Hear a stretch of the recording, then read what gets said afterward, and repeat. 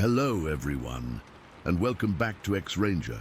Before we begin, I thought it would be interesting if each of you could leave a comment indicating which part of the world you're joining us from. Also, don't forget to like and subscribe if you're enjoying the episodes. Now let's get comfortable, relax, and start our program. I still can't talk about the summer of '73 without getting goosebumps. I was 34 at the time, working as a counselor at a children's summer camp in Langley, British Columbia. It was a beautiful place back then, not like the developed suburb it is now, just miles of farmland, dense forests and winding rivers. The kind of wilderness that seems inviting during the day, but takes on a completely different character after dark. I'd been working at Camp Evergreen for 3 summers by then. The job suited me. I loved the outdoors and connecting with the kids. Being raised in BC, I was comfortable with nature and wildlife. Bears, cougars, you name it. I'd encountered most of the local wildlife over the years and knew how to handle myself. But nothing in my experience prepared me for what happened that July. It started with our overnight trip to Sasquatch Park. Yeah, the irony isn't lost on me now. Back then, it was just a name, a nod to local folklore that added mystique to campfire stories. We had about 20 kids with us, aged 10 to 13, plus myself and 3 other counselors, Dave, Maggie, and Tom. The kids were excited as we set up camp near Campbell River. We'd spent the day hiking and exploring, and everyone was in high spirits. As we were gathering firewood before dinner, a man approached our campsite. He was wearing what looked like a park ranger uniform, though I can't remember seeing any official patches or badges. He was older, maybe in his 50s, with weathered skin and a thick beard that had more gray than brown. "Beautiful evening for camping," he said, smiling at the kids. He introduced himself as Jim and asked if we wanted to see something interesting before dark. I glanced at Dave, who shrugged. The man seemed harmless enough, and several of the kids were already crowding around him, asking what he wanted to show us. "It's just a short walk from here," Jim said. "Something with a bit of history." I should have been more cautious, but everything felt normal. Just a friendly local ranger wanting to share something with visitors. So we followed him, about 15 minutes into a denser part of the forest. The trees grew closer together here, blocking out most of the evening sunlight.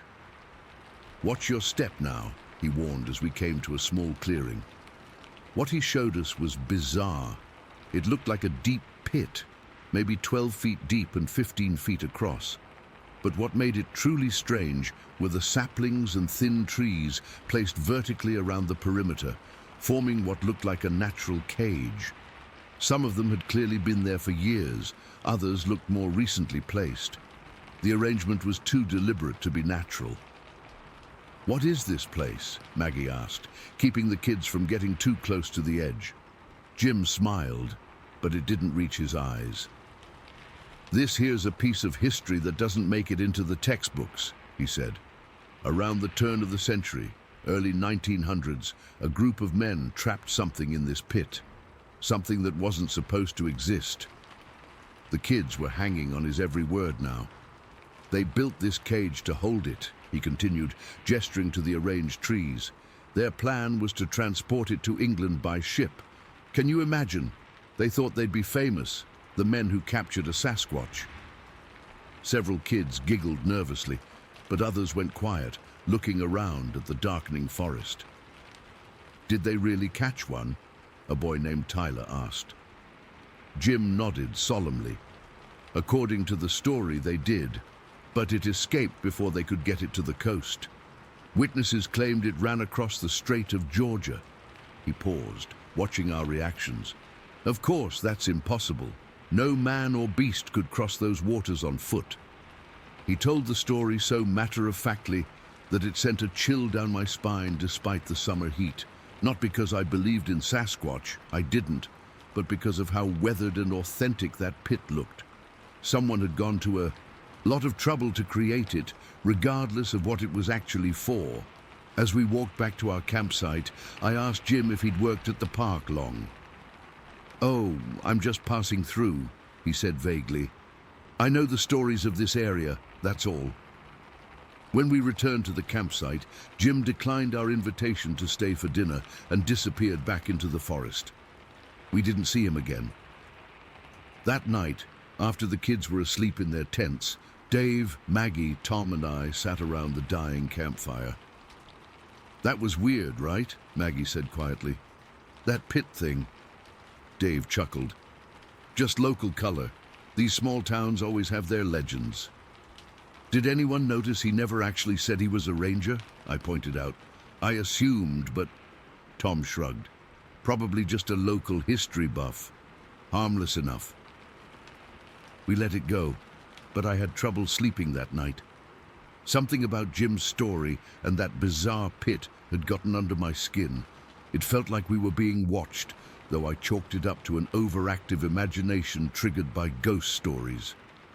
We returned to Camp Evergreen the next day without incident. Everything seemed normal as we got the kids settled back into their cabins and regular activities. But that afternoon, something strange happened. Maggie burst into the counselor's cabin where I was organizing equipment for the next day's activities. "Lucas, come see this," she said, her face pale. She led me to the main lodge where a new drawing had been pinned to the bulletin board. It was a brush painting showing a man running from a large, hairy figure. The man's face was contorted in terror, while the creature pursuing him was just a dark silhouette with long arms. "Where did this come from?" I asked, examining the crude but disturbing image. "Tom says he found it here when he came in to post the afternoon schedule. None of the kids are claiming responsibility." Before I could respond, Tom himself rushed in, looking shaken. "Have you guys seen Mark?" he asked, referring to another staff member who wasn't part of our overnight trip. "Not since breakfast," I said. "Why?" Tom ran a hand through his hair. "He went for a walk near the back property line a couple hours ago. He just came back looking like he'd seen a ghost. Said something was chasing him from the woods." "Something?" Maggie asked. "He said it was big, really big, and fast. He's in his cabin now, won't come out." I immediately thought of the drawing. "Did he put this up?" I asked, pointing to the bulletin board. Tom shook his head. "He can barely hold a conversation, let alone draw something." We agreed not to mention any of this to the kids. The last thing we needed was panic spreading through camp. But I couldn't shake the coincidence. The story at Sasquatch Park, the mysterious drawing, and now Mark's experience, all within 24 hours. I tried to talk to Mark that evening, but he refused to open his cabin door. All he would say was that he didn't want to talk about it and was leaving in the morning. True to his word, he was gone before breakfast the next day. That morning brought another disturbance. I was helping serve breakfast when I noticed a commotion at the camp entrance. A woman I recognized as Ellen Baker was talking animatedly with Dave. Ellen ran a small cattle farm adjacent to our property. I excused myself and went to see what was happening. As I approached, I could see Ellen was visibly upset, her hands shaking as she spoke. "2 calves," she was saying. "Just gone. No tracks, nothing. Just disappeared during the night." Dave was trying to calm her down. "Could be coyotes, Ellen. Or maybe they wandered off." She shook her head firmly. "I've been farming for 30 years. I know what coyote attacks look like. There'd be blood, remains, and my fence was intact. They couldn't have just wandered off." I suggested we check the fence line between our properties. Maybe there was a breach we couldn't see from her side. Ellen agreed, and Dave asked me to take one of the older boys, Sam, to help check the perimeter. Sam was 15, a junior counselor in training who knew the property well. As we followed Ellen to the back of the camp property, I noticed how unusually quiet the forest seemed. No birdsong, no squirrels chattering, even the usual summer insects were silent. It made the hair on the back of my neck stand up. We reached the barbed wire fence that marked the boundary between the camp and Ellen's farm. Everything looked intact until we rounded a bend where the fence disappeared into a thicker section of trees. What we found there still haunts my nightmares. Draped over the barbed wire were two calf hides, just the skin, turned inside out like someone had peeled them off. Blood matted the fur and dripped down the fence posts. The carcasses themselves were nowhere to be seen. Ellen let out a choked sob. Sam turned away and vomited into the bushes. I stood frozen, trying to make sense of what I was seeing. This wasn't the work of any predator I knew. Bears, cougars, wolves, they tear their prey apart. They don't skin them and display the hides like some kind of grotesque warning. "We need to call the police," I finally managed to say, putting a hand on Ellen's shoulder. She nodded mutely, her face ashen. As we turned to head back to camp, it happened. A sound so deep and powerful, it seemed to vibrate through the ground beneath our feet. It wasn't a roar exactly, more like a rumbling growl that descended into something like a moan. It echoed through the trees, impossible to pinpoint. I've spent my life in these forests. I know what bears sound like, what cougars sound like. This wasn't either of those. It wasn't anything I'd ever heard before. Sam whimpered beside me. Ellen's eyes went wide with terror. Then we heard branches breaking, not small twigs, but substantial limbs snapping like they were nothing. Whatever was moving through the forest toward us was big, very big. Dave, who had been a few yards behind us, suddenly sprinted past. "Run!" he shouted, not even slowing down. Ellen followed immediately. Sam stood paralyzed next to me, and I grabbed his arm to pull him along. But before we could move, another sound stopped us cold, a rhythmic thumping, like heavy footsteps getting rapidly closer. I wish I could say I acted bravely. I didn't. Primal fear took over, the kind that roots you to the spot. Sam and I stood there, barely breathing, as the footsteps grew louder. Then, through the trees about 50 yards away, I saw movement. Something large and dark, moving with surprising speed between the trunks. It was upright but hunched, covered in what looked like dark fur. I only caught a glimpse before it disappeared behind a thick stand of pines, but that was enough. "Go," I whispered to Sam, finally finding my voice. "Go now." We ran back toward camp, not looking behind us. The whole time, I could hear that thing moving parallel to us through the woods, just out of sight. It could have easily overtaken us if it wanted to. When we reached the main lodge, everything happened in a blur. The camp director called the police. Parents were contacted. By evening, camp was closed due to bear activity in the area. That's what they told everyone, that a bear had been spotted on the property. The kids were picked up, the staff sent home, and I found myself sitting in the passenger seat of my girlfriend's car, unable to explain why I was shaking. The police investigated, of course. They found the calf hides exactly where we'd left them. They noted unusual tracks in the soft earth nearby, large impressions that the officer said were probably from a bear, but distorted by the rain. Except it hadn't rained in weeks. I never went back to Camp Evergreen. None of the counselors did. The camp reopened the following summer with an entirely new staff, and as far as I know, nothing unusual happened there again. I've spent 47 years trying to convince myself it was just a bear, that the ranger's story and Mark's experience and the drawing and the skinned calves were all coincidences, that the dark shape I saw moving through the trees was just my imagination, fueled by fear and folklore. But I know what I saw, I know what I heard, and sometimes, when I'm camping or hiking and the forest goes suddenly quiet around me, I find myself listening for that deep, rumbling growl that shook the ground beneath my feet on that summer day in '73. Story 2. I still have trouble sleeping sometimes, even after all these years. What happened that night in January 2003 turned everything I thought I knew about our woods upside down. I've been debating whether to share this for almost 20 years now. Most people would think I'm crazy, or making this up for attention, but I swear on everything I hold dear that what I'm about to tell you actually happened. My name's Richard. I've been hunting the woods around Waterport, New York since I was a kid, tagging along with my dad. I know every trail, every clearing, and every seasonal change in those forests. At least, I thought I did until that night. It was late January 2003, bitterly cold with patches of snow on the ground. My wife Jessica and I decided to go spotlighting for deer and coyotes. Nothing unusual about that. We'd done it dozens of times before.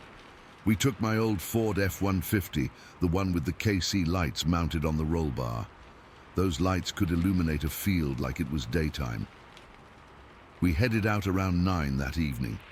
The temperature had dropped to about 15 degrees, and our breath fogged up the windows until the heater finally kicked in. We were bundled in our thickest winter gear, thermal underwear, heavy camo, the works. Jessica brought a thermos of coffee, and I remember the smell filling the cab as she poured some into the cup. "Think we'll see anything tonight?" she asked, passing me the steaming cup. "Always do," I replied, confident as usual. I'd been hunting these parts for over 30 years at that point. These were my woods. We drove slowly through the apple orchards northwest of town, following a lane I knew like the back of my hand. The spotlight cut through the darkness as Jessica swept it back and forth across the fields. We spotted a few deer early on, their eyes glowing like little green lanterns in the beam. Nothing worth stopping for. Around 11, we approached this big hedgerow that cuts through one of the older orchards. There's a small stream running through it, probably why they left the trees standing when they cleared the land years ago. The truck bounced along the rutted lane as we crossed through a gap in the hedgerow. Once we emerged on the other side, Jessica started sweeping the spotlight along the forest edge about 100 yards away. This area had been used as an illegal dumping site for years. You know the type: old appliances, broken furniture, piles of garbage that people were too lazy to take to the dump. There was this old refrigerator standing upright among the junk, a white Frigidaire from the 70s or 80s. As the beam crossed over that area, I noticed something standing beside the refrigerator. At first, my brain didn't process what I was seeing. It didn't make sense. "Hold the light there," I said, my voice suddenly tight. Jessica steadied the beam. That's when my blood went cold. Standing next to that refrigerator was something. Something that shouldn't exist in the woods of western New York, or anywhere. The refrigerator was nearly 6 feet tall, and this thing's belly was level with the top of it. That would put it at 8 or 9 feet tall at least. It was covered in dark hair, maybe 2 or 3 inches long. Not fur exactly, more like hair. In the spotlight, it had a brownish-black color. My first thought was a bear. Had to be a bear standing on its hind legs. But I dismissed that immediately. We don't have bears around Waterport. Even if we did, the proportions were all wrong. This thing had long legs, human-like, but massive. A bear's hind legs are shorter, stockier, and the way it was standing looked completely natural, not like an animal rearing up. Jessica's hand was trembling, making the spotlight beam jitter across the creature. "Rich, what is that?" she whispered. I could hear the fear in her voice. I couldn't answer. My mouth had gone completely dry. I've been in the woods my whole life. I've seen every animal native to this region, often up close. This wasn't anything I recognized. The beam caught its eyes, and they reflected back, yellowish-orange, like some animals do in the light. That confirmed it was a living creature, not some strange piece of equipment or a trick of shadows. We sat there frozen for maybe 15 seconds, though it felt like an eternity. Then the thing turned. It didn't startle or bolt like a deer would in the spotlight. It just turned deliberately and walked into the woods. Walked on 2 legs, with a natural, fluid gait that sent chills down my spine. It moved like a person would, but with longer strides. There was nothing awkward or animal-like about its movement. Jessica dropped the spotlight into her lap. "Start the truck," she said, her voice shaking. "Start the truck right now." I realized I'd turned the engine off when we stopped, force of habit to stay quiet while spotlighting. My hands were trembling so badly I could barely get the key in the ignition. When the engine roared to life, it seemed unnaturally loud in the quiet night. I threw the truck into reverse, backed up fast, then turned around in the lane. We got out of there doing about 40 on a dirt track that normally I'd take at 15. Neither of us spoke for the first few miles. What could we say? We'd both seen it, but acknowledging it meant accepting something impossible. "That wasn't a person in a costume," Jessica finally said, breaking the silence. "Was it?" "No," I answered. "No costume moves like that, and who would be out here in the middle of nowhere, in the freezing cold, just to scare random people who might never even come by?" "Then what was it?" she asked. I didn't answer. I couldn't, because the only answer that made any sense didn't make any sense at all. We got home around midnight. Neither of us slept that night. We sat at the kitchen table until dawn, drinking coffee and trying to convince ourselves we hadn't seen what we clearly had seen. Over the next few weeks, I kept going back to those woods. Not to the exact spot, I wasn't that brave or that stupid, but to the general area. Something in me needed to know if there was any trace, any evidence of what we'd seen. I never found tracks. That's what baffles me to this day. Even in winter, with patches of snow and mud everywhere, I never found a single footprint that couldn't be explained by known wildlife or humans. If something that big was moving through these woods, how was it not leaving tracks? My theory, and I know this sounds crazy, is that whatever these things are, they're smart enough to hide their tracks. Maybe they stick to rocky ground, creek beds, or thick brush where they won't leave obvious signs of their passing. About a month after our encounter, I was hunting in an area about 2 miles from where we'd seen the creature. It was dusk, and I was walking back to my truck when I heard something that made me freeze in my tracks. It started like a coyote howl, but then changed into something else entirely. It was like a coyote caught in a trap, but with so much more power behind it. The sound echoed through the trees, making it hard to pinpoint the direction. It was loud enough that I felt it in my chest. No coyote makes a sound like that. No wolf either, though we haven't had wolves here in generations. Whatever made that sound was big, and it was angry or in pain or I don't know what. But it wasn't natural. I got back to my truck in record time. I'm not ashamed to admit I was terrified. That wasn't the only strange thing. On 3 separate occasions since then, I've spotted unusual eyeshine while night hunting. Not the typical height of a deer or coyote, but several feet off the ground, next to trees, like something tall was standing beside them, watching me from the shadows. I've hunted these woods all my life. I know every animal that's supposed to be here. I know what deer eyes look like in the spotlight, what raccoons and opossums and foxes look like. This was different. The height, the spacing, the color, all wrong for normal wildlife. Jessica refuses to go spotlighting with me anymore. Can't say I blame her. I still go hunting, but I don't stay out after dark if I can help it. And I always carry my .30-06 now, even when I'm just scouting. Not that I think a rifle would do much good against something that size, but it's better than nothing. I've never told this story to many people. My hunting buddies would never let me hear the end of it. My family thinks I saw a bear, despite my insistence that we don't have bears around here. The few people I've trusted with the full story look at me differently afterward, like they're wondering if I've lost my mind. Maybe I have.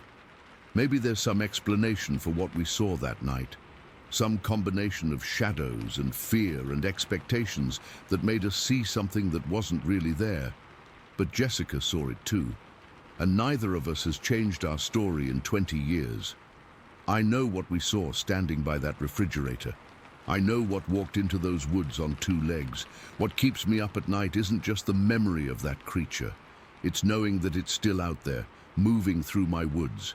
And it knows these forests better than I ever will. I still hunt those woods. I still love being outdoors. But now, when darkness falls, I make sure I'm heading home. And sometimes, when I'm driving back through those apple orchards at dusk, I catch myself scanning the tree line, half expecting to see something tall, standing at the edge of the forest, watching me. Whatever it was, it changed something in me. The woods I thought I knew so well aren't just mine anymore. They never were. Something else calls them home too. Something that doesn't want to be seen, but sometimes, when the conditions are just right, reveals itself to remind us how little we truly know about the world around us. Story 3. I still get goosebumps thinking about what happened last spring. I've spent nearly a year trying to rationalize it, but I can't anymore. I need to get this off my chest, even if people think I'm crazy. My buddy Jason and I are avid cyclists. We live in Calhoun, Georgia, and we're always looking for new routes to explore. That Saturday in early April started like any other weekend ride. The weather was perfect, around 60 degrees, clear skies, that refreshing spring air that makes you feel alive after a long winter. Jason had mentioned this back road he'd discovered while driving to his cousin's place near the Walker County line. Said it started paved, but turned to gravel, winding through some beautiful countryside with hardly any traffic. Sounded perfect. We set out around 3 in the afternoon. The main roads were busy with weekend traffic, but once we turned onto Old Mill Road, it was like entering another world. Farmhouses dotted the landscape, set way back from the road. Fields stretched out on either side, some freshly plowed for spring planting, others still winter fallow. The ride was amazing. We passed maybe 2 cars in the first hour. Jason wasn't kidding about the lack of traffic. The road narrowed as we continued, and the pavement gradually gave way to gravel about 7 miles in. By then, the farmhouses had become fewer and farther between. The landscape was changing too. More wooded areas, less open field. How much farther does this go? I asked Jason during a water break. Another 5 miles or so before it loops back to County Road 136, he said, checking his phone's GPS. Signal's getting spotty out here, though. I remember noticing how quiet it was. Living in town, you never truly experience silence. There's always something. Distant traffic, neighbors, air conditioners running. Out there, when we stopped talking, the silence felt physical, like you could touch it. We continued riding, taking it easy on the loose gravel. The road started a gentle uphill climb. Nothing steep, just enough to make us work a bit harder. The tree line on both sides had grown thicker, closer to the road. Occasionally we'd pass a break in the trees, revealing glimpses of pasture land beyond, but mostly it felt like we were riding through a corridor of woods. It was around 5 o'clock. I remember checking my watch. The sun wasn't setting yet, but the light had that late afternoon quality, golden and slanting through the trees. We were about halfway up this long, gradual hill when I heard it. 3 distinct knocks, loud, deliberate, powerful. Knock, knock, knock. They came from the woods to our right, maybe 30 or 40 yards in. Each knock was spaced about 2 seconds apart, like someone was intentionally creating a pattern. The sound was deep, resonant, like someone taking a baseball bat to a hollow tree, but even deeper than that. It wasn't the sharp crack of a branch breaking. This was purposeful. We both stopped immediately. Jason looked at me with a, "Did you hear that?" expression. "What the hell was that?" he whispered. "Dunno. Someone building something, maybe?" Even as I said it, I knew it didn't make sense. We were miles from the nearest house. There were no vehicles parked nearby, no signs of logging or construction. We stood there, straddling our bikes, listening. The forest had gone completely silent. No birds, no insects, nothing. Just that heavy silence, pressing in. "Let's keep going," Jason said, a nervous edge to his voice I'd never heard before. We started pedaling again, slower now, both of us scanning the tree line. I couldn't shake the feeling we were being watched. You know that sensation, the prickling on the back of your neck, the hyper-awareness. Every shadow in the woods seemed to hide something. We'd gone maybe a quarter mile when we heard it again. 3 knocks, same pattern, same incredible force behind them. But this time, they came from ahead of us, from the left side of the road. Whatever made that sound had either moved incredibly fast, or there was more than one. "Okay, I'm officially freaked out," Jason said, stopping again. I felt it too, that instinctive fear response kicking in. My heart was hammering, and not from the cycling. Something felt wrong, threatening. The rational part of my brain was still trying to come up with explanations, but my body was already in fight or flight mode. "Could be hunters," I suggested, not believing it myself. It wasn't hunting season, and what hunter announces their presence like that? In April? And what would they be knocking for? Jason shook his head. While we were debating what to do, I noticed something that turned my unease into genuine fear. The woods had gone completely still when the knocking started, but now I was aware of movement in the underbrush to our right. Not the kind of movement you'd expect from a squirrel or rabbit. This was deliberate, measured, something large moving slowly, carefully, trying not to make noise, but big enough that it couldn't help disturbing the undergrowth. I gestured silently to Jason, pointing toward the sound. He nodded. He heard it too. Then came a smell. I've spent my whole life outdoors, hunting, fishing, camping. I know what a dead animal smells like, what swamps and stagnant water smell like. This was different, musky, almost primeval, like wet fur and something else I couldn't identify. Not quite rotting, but animal, intensely animal, and it hadn't been there a moment before. "We need to go," I whispered, surprised by how shaky my voice sounded. "Now." Jason didn't argue. We both turned our bikes around, not even discussing it. The unspoken agreement was to get back to pavement, back to civilization, as quickly as possible. That's when the knocking started again, 3 more times, but now it came from behind us too. We were surrounded. The knocks were answered by similar sounds from multiple directions, like they were communicating. We pedaled harder than I've ever pedaled in my life. The gravel road made it treacherous, our tires slipping, stones flying. I was terrified of crashing, of being left behind, vulnerable. I kept looking over my shoulder, expecting to see something. But the tree line remained impenetrable, revealing nothing. The knocking continued as we fled.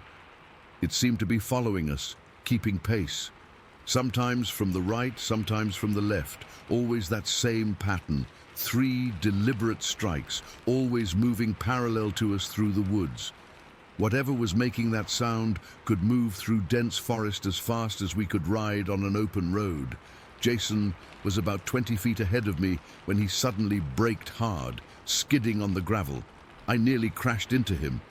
"Look!" he hissed, pointing ahead. About 50 yards in front of us, something large moved across the road. It was only visible for a second or two before disappearing into the trees on the opposite side. The fading light and distance made details impossible, but the impression was of something tall, bulky and dark, moving with surprising grace for its size. It didn't move like a person. The gait was all wrong, too fluid, too efficient for the rough terrain. "Was that a bear?" Jason asked, his voice barely audible. I shook my head. Bears don't knock on trees to communicate, and it was walking on 2 legs.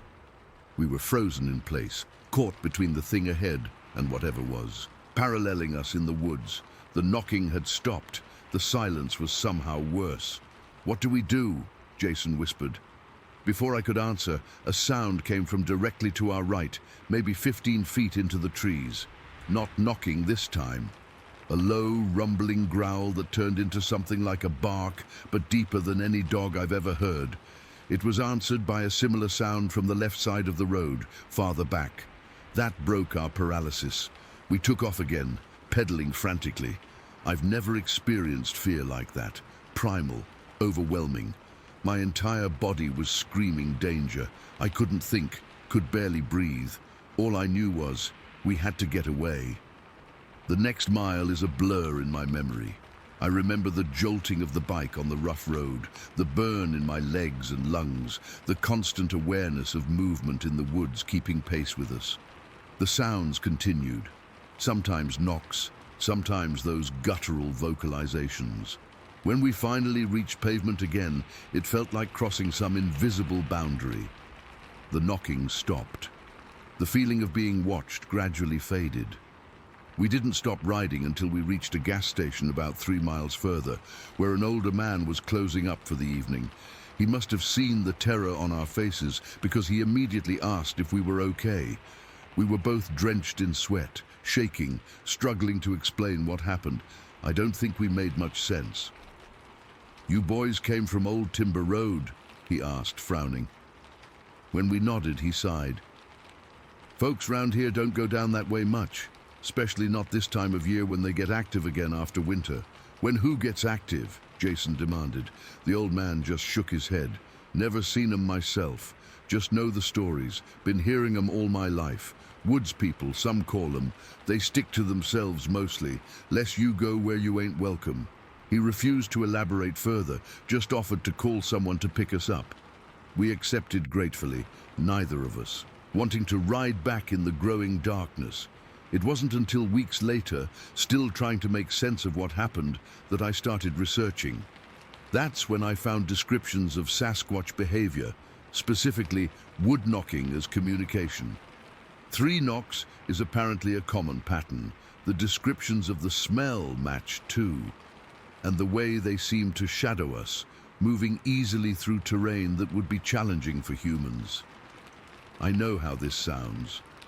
If someone told me this story a year ago, I'd think they were making it up or had spooked themselves over nothing.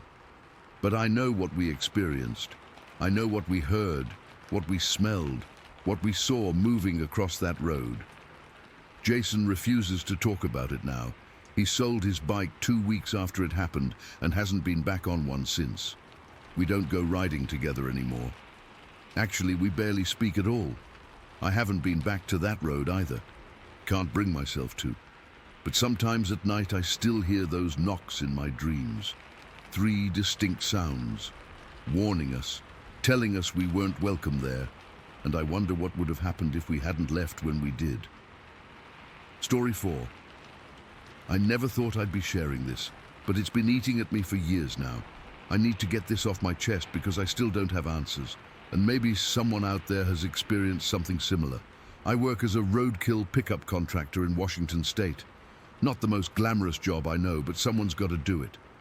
I've been at it for over a year and a half now, picking up dead animals from highways and back roads all over the state.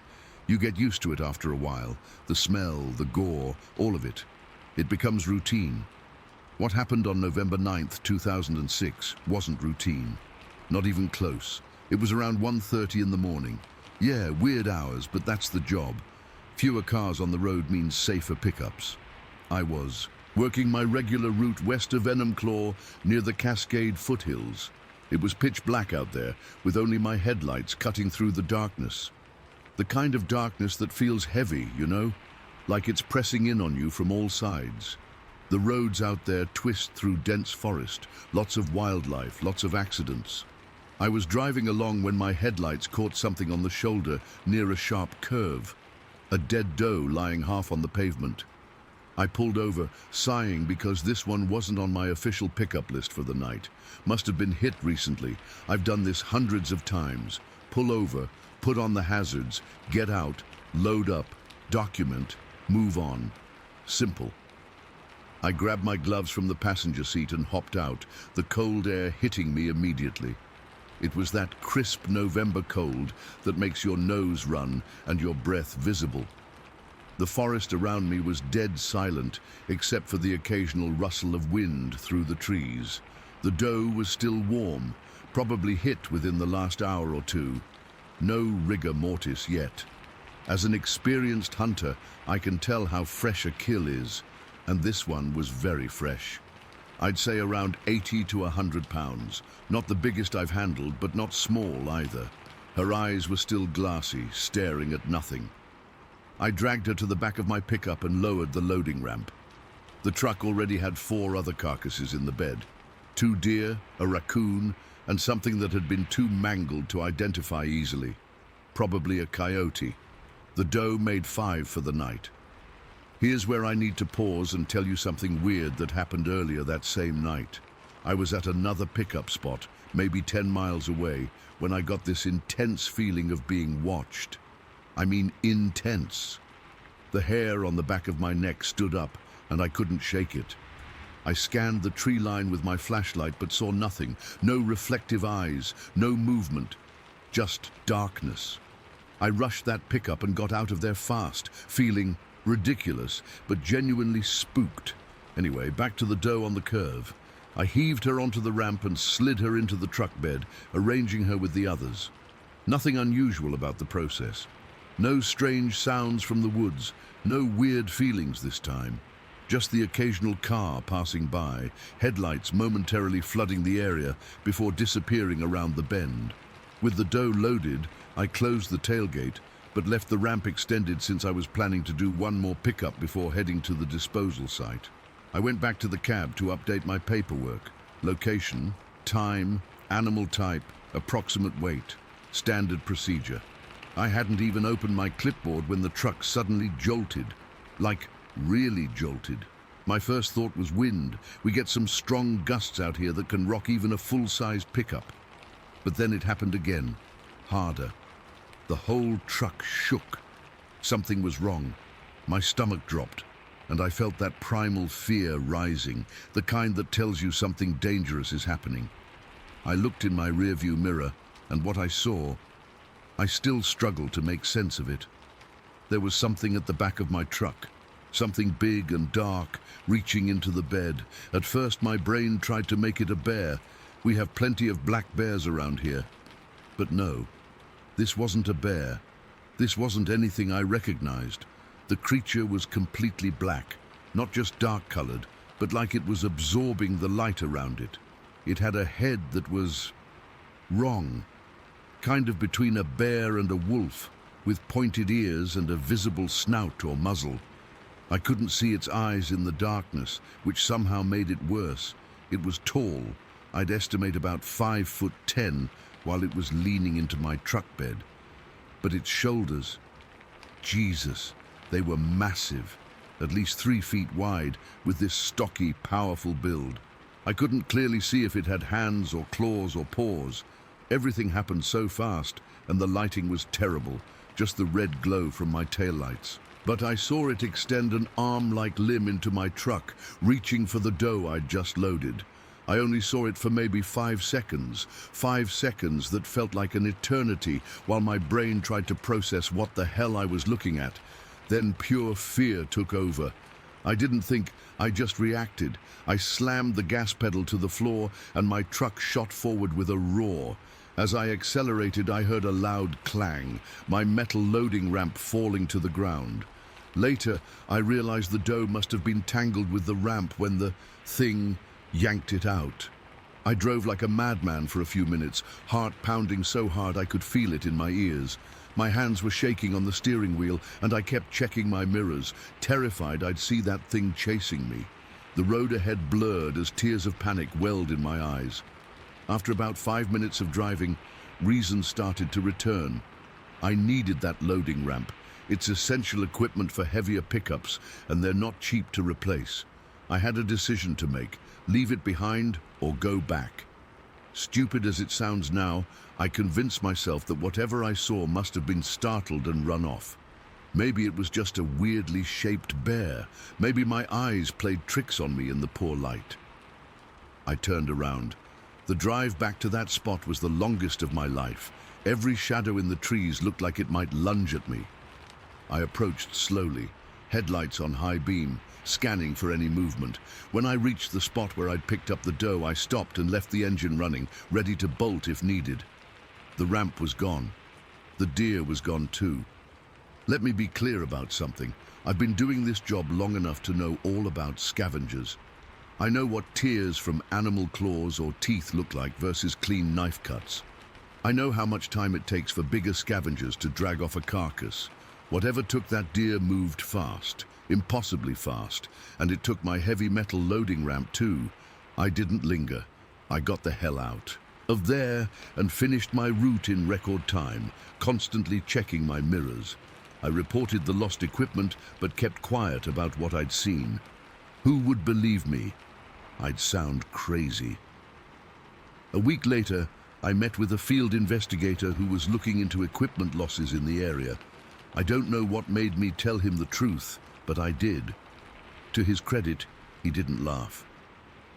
We went back to the site during daylight, and standing where the creature had been positioned behind my open tailgate, it was obvious how visible it would have been from inside the cab, enough to judge its size and distinctive shape.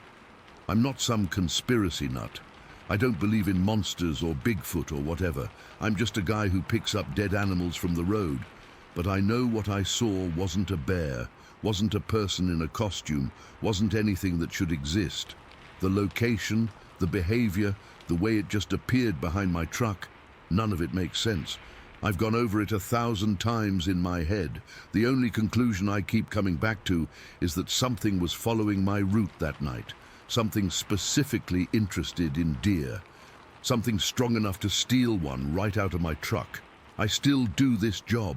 I still drive those same routes. But now, I never leave my ramp extended when I'm in the cab. I never linger at pickup sites after dark. And I never ever stop along that stretch of road near the curve in the Cascade foothills. Sometimes, when I'm working those late shifts, I still get that feeling of being watched. And I wonder if it's out there, waiting for me to let my guard down again. I don't know what it was. I don't want to know, but I can't forget those 5 seconds when I looked in my mirror and saw something that shouldn't exist reaching into my truck. I just can't. Story 5. I've been working night shifts at Wilson's turkey farm for almost 2 years now, but what happened that night in October of 2003 still makes my skin crawl when I think about it. I've never told this story publicly before because honestly, who would believe me? But I need to get this off my chest. It was a Thursday night, just past midnight. The weather had turned cold early that year, and there was this eerie fog hanging low over the fields. I remember checking my watch at around 12:30 a.m., calculating how many hours I had left before I could go home and crash.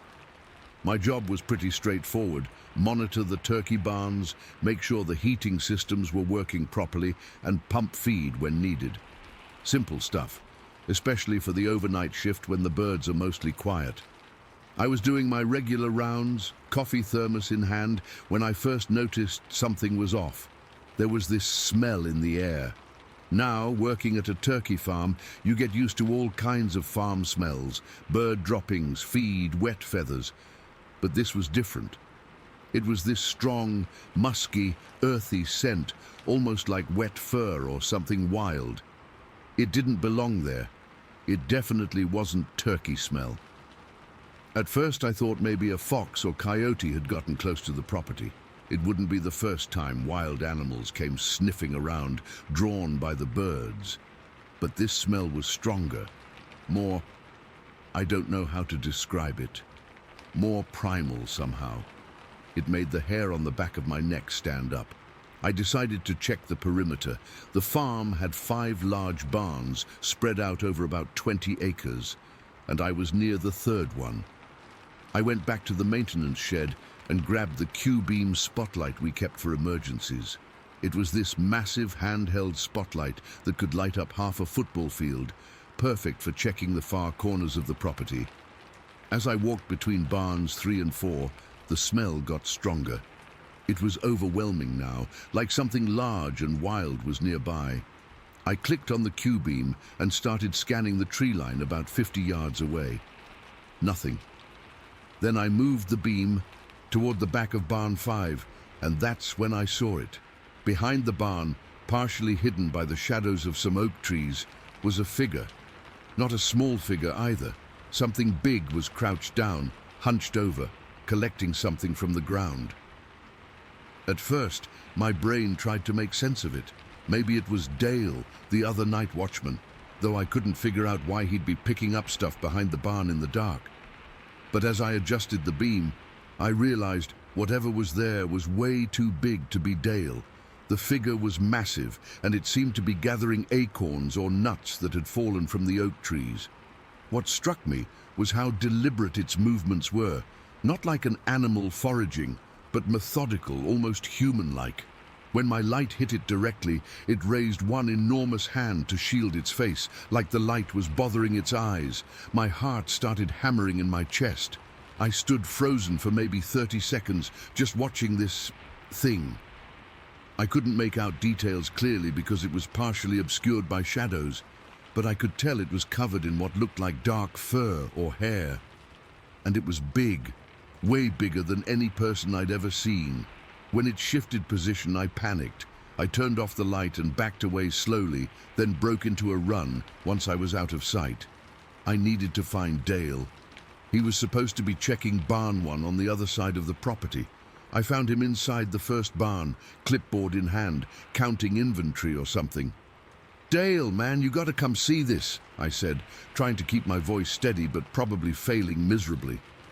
Dale looked up, annoyed at first. "What's up, Jackson? Something wrong with the heaters again?"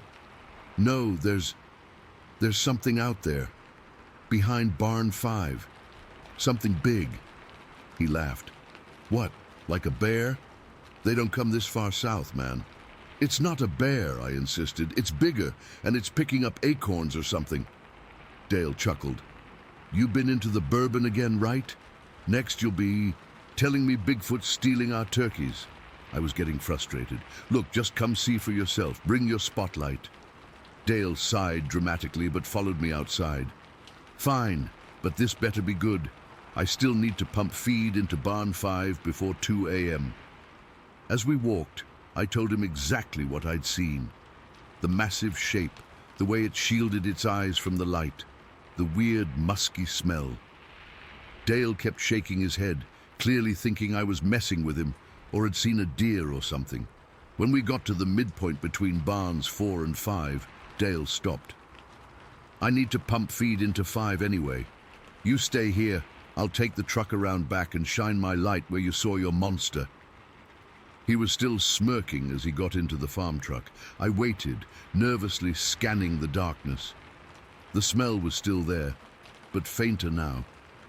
About 5 minutes passed before I heard the truck's engine revving hard, way harder than normal.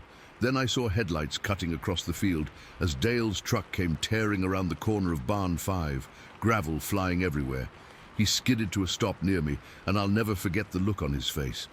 Dale was a tough guy, ex-military, not easily rattled, but right then he looked like he'd seen a ghost.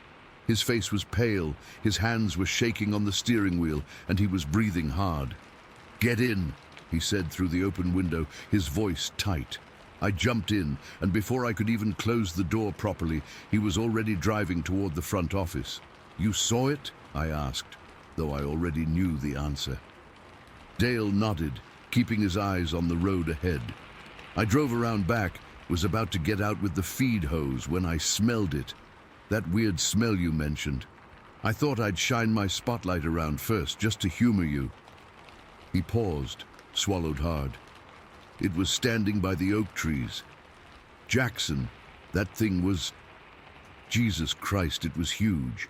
8, maybe 10 feet tall, and wide, like 2 linebackers standing side by side. When my light hit it, it turned and looked right at me. Then it started walking toward the truck." "Walking? Like on 2 legs?" My mouth had gone completely dry. "Yeah, 2 legs. Like a man, but not a man. No man is that big." Dale's knuckles were white on the steering wheel. I didn't stick around to see more. I threw that truck in reverse so fast I nearly stalled it. We parked in front of the office and sat there for a moment, both of us trying to process what we'd seen. The farm was silent, except for the occasional turkey sound from the distant barns. The fog had thickened, making the whole place feel isolated, cut off from the rest of the world. "What the hell was that thing?" Dale finally asked, not really expecting an answer. "I don't know," I admitted. "But it seemed intelligent.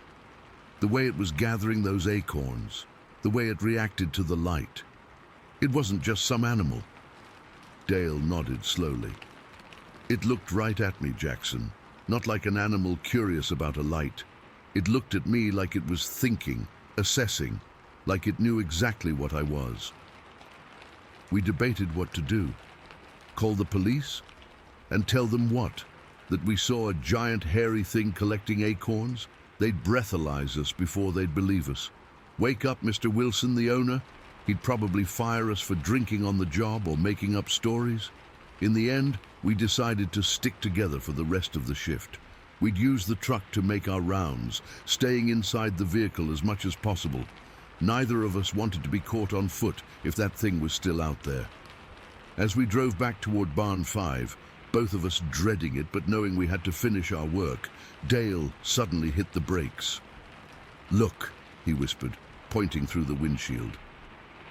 In the beam of the headlights, about 50 yards ahead of us on the access road between barns, was a line of what looked like massive footprints in the soft mud. The truck's lights didn't illuminate them well, so Dale cautiously turned on the high beams. The prints were enormous, at least 16 inches long and incredibly deep, like whatever made them weighed hundreds of pounds. They led from the tree line, across the road, and toward Barn 4. "Should we follow them?" I asked, not really wanting to. Dale hesitated, then slowly started driving forward. We followed the tracks to Barn 4, where the large sliding door was partially open, which it shouldn't have been. I'd closed and latched all the doors earlier in the evening. Dale stopped the truck about 20 feet from the barn door. We sat there, engine idling, both of us staring at that dark opening. "We need to check inside," I finally said. "The birds." Dale nodded grimly. "We kept thousands of turkeys in each barn. If something had gotten in there, it could be a massacre." He inched the truck closer and positioned it so the headlights shone directly into the barn through the open door. At first, we could only see the usual rows of turkeys, most sleeping on their roosts. Nothing seemed disturbed. Then we heard it, a deep, rumbling sound from the far end of the barn, beyond where the headlights reached. It wasn't a turkey sound. It wasn't any animal sound I'd ever heard before. It was almost like a growl, but deeper, more resonant, like it was coming from something with a massive chest cavity. The turkeys nearest to that sound started to stir, making nervous clucking noises. A few flapped their wings in agitation. "We need to close that door," Dale said quietly. "You want to get out?" I asked incredulously. "No, but we can't leave it open with whatever that is in there." Before we could decide what to do, the growling stopped. There was a moment of complete silence. Even the turkeys went quiet, and then we heard heavy footsteps moving toward the back of the barn, away from us. Dale threw the truck into drive and sped around to the rear of the barn, hoping to catch whatever it was leaving through the back. When we rounded the corner, the smell hit us again, stronger than ever. The back door of the barn was wide open, swinging slightly in the breeze. Dale aimed the headlights at the open door, then swept them across the nearby field and tree line. Nothing. Whatever had been in there was gone. We secured the barn, checking on the turkeys. Surprisingly, none were missing or harmed. It was as if the creature had just been curious. For the rest of that night, we stayed in the truck, completing our rounds as quickly as possible.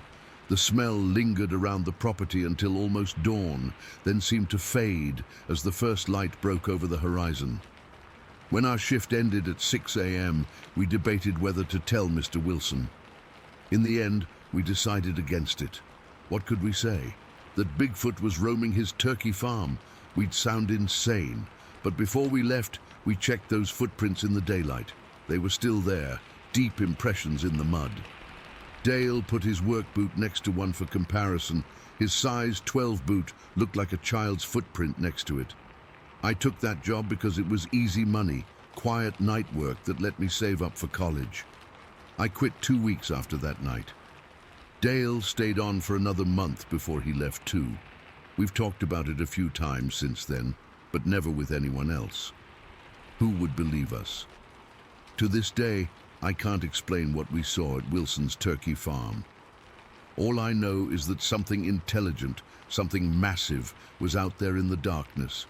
Something that walked on two legs, that gathered food like a person would, that was curious about our birds but didn't harm them. Something that didn't want to be seen and avoided our lights. Sometimes I wonder if it's still out there, roaming the woods around that farm, watching and waiting. And sometimes, when the wind is right and I'm driving past rural areas at night, I catch a whiff of that same musky, wild scent, and my blood runs cold all over again. Story 6. Uduti. I still get goosebumps thinking about what happened to me in 1982. I've never been the type to believe in monsters or anything like that. I grew up hunting and fishing in Minnesota, spent most of my childhood outdoors, and I know what bears, deer, and other wildlife look like. What I saw that night in Missouri wasn't any of those things. I was 19 years old and in Army basic training at Fort Leonard Wood in Pulaski County, Missouri. If you've ever been there, you know why we called it Fort Lost in the Woods. The place is absolutely massive, over 60,000 acres of dense, hilly forest that seems to go on forever. Perfect training ground for soldiers, and apparently perfect habitat for whatever I encountered. It happened during the final phase of basic training, when we were assigned guard duty at various checkpoints throughout the base. It was late October, and the weather was getting colder, especially at night. We'd been up since 4:30 that morning, and everyone was exhausted after a full day of training exercises. Around 6:30 in the evening, they loaded about 20 of us into the back of a deuce-and-a-half transport truck. I was the last one to climb in, which meant I got stuck at the very back, sitting on the bench facing out the rear of the truck. The canvas flaps were tied open, so I had a clear view of the road behind us. The mood was pretty quiet. Most of the guys were either half asleep or lost in their own thoughts. We all knew we were in for a long, cold night of guard duty. The truck rumbled along dirt roads deep into the training areas, stopping every so often to drop off pairs of soldiers at their assigned posts. I was paired with this big Samoan guy named Unabia. We'd become pretty good friends during training, though he was super superstitious about everything, always talking about spirits and omens back on his island. I used to tease him about it, but after what happened that night, I'm not so quick to dismiss that stuff anymore. As the truck moved deeper into the woods, the trees seemed to close in around us. The sun was setting, casting long shadows across the road. It wasn't fully dark yet, but that twilight time when everything starts looking a bit strange. The truck was moving slowly over the bumpy dirt roads, maybe 15 or 20 miles per hour at most. We came to a T intersection, deep in the woods. I remember looking at my watch. It was exactly 6:27 p.m. The truck slowed down and turned left. As we made the turn, I happened to glance down the right fork of the road, the direction we didn't take. That's when I saw it. About 25 yards down that other road, crossing from left to right, was the largest bipedal creature I've ever seen in my life. It was at least 7 feet tall, maybe taller, with a massive muscular build. The thing that struck me most was its color, a light brownish cork color, almost like cinnamon but lighter. Its fur or hair wasn't super long, but it covered its entire body. The creature was walking upright, just like a human, but with a strange rolling gait that no person could mimic. Its arms hung down almost to its knees, swinging slightly as it walked. The shoulders were incredibly broad, easily twice the width of our biggest drill sergeant. As we turned, the creature paused mid-stride and turned its head toward our truck. Even at that distance, I could feel it looking at me. I couldn't make out its facial features clearly in the fading light, but the silhouette of its head was distinctly ape-like. With no visible neck, its head seemed to sit directly on its shoulders. The whole sighting lasted maybe 10 seconds at most. The creature didn't react much to our presence. It just continued across the road and disappeared into the thick trees on the other side. There was no hurry in its movements, no sign of fear or aggression. It moved with the confidence of something that knows it owns the forest. I sat there frozen, my hands gripping the bench seat so hard my knuckles turned white. I wanted to shout, to point, to make everyone look, but by the time I found my voice, the creature was gone, and we had already moved further down the road away from the intersection. I looked around the truck. Everyone else was either nodding off or staring at the floor. Nobody else had seen it. For a moment, I wondered if I had hallucinated the whole thing from exhaustion, but I knew what I saw was real, too detailed, too solid to be my imagination. I thought about saying something right then, but military training does strange things to your decision-making. We were already stressed and sleep-deprived, and the last thing I wanted was to be labeled as the crazy guy who sees monsters in the woods. Besides, what was the point? It was gone, and nobody would believe me without evidence. About 10 minutes later, the truck stopped again. The drill sergeant called out, "Youngdahl and Unabia, this is your post." We grabbed our gear, rifles, unloaded of course, canteens and our field jackets, and jumped down from the truck. Our assignment was to guard an engineer bridge crossing training site deep in the woods, just a small wooden bridge over a creek, miles from any other structures. The truck pulled away, leaving us in near total darkness except for our flashlights. That's when the reality of our situation hit me. We were alone in the woods, miles from help, in the same forest where I had just seen something that shouldn't exist. "Man, I don't like this place," Unabia said, scanning the trees around us. "Feels wrong." I hesitated before saying anything. Unabia was already jumpy about the supernatural, and I didn't want to freak him out completely, but I also figured having someone else alert and watching might be safer. "I saw something weird on the way here," I finally said, keeping my voice low even though there was no one else around for miles. "What kind of weird?" he asked, immediately tensing up. "When we were at that intersection about 10 minutes back, I saw something crossing the road." I paused, trying to find the right words. "It was big, walking on two legs. Honestly, it looked like what people describe as Bigfoot." Unabia's eyes widened. "You serious? Don't mess with me, man." "Dead serious. It was at least 7 feet tall, covered in light brown hair, walking upright across the road." He stared at me for a long moment, then looked nervously into the darkness surrounding us. "My grandmother used to tell stories about forest spirits. Said they watch people who enter their territory." "I don't know what it was," I admitted. "But it wasn't a bear or any animal I recognize, and we're supposed to stay here all night." For the next several hours, we took turns keeping watch. One would patrol the perimeter, while the other stayed at the bridge. Neither of us wanted to be alone for too long. Every snapping twig or rustling leaf made us jump. The forest seemed alive with sounds, most normal night wildlife, but some I couldn't identify. Around midnight, while I was standing at the edge of our little clearing, I heard something large moving through the underbrush about 50 yards away.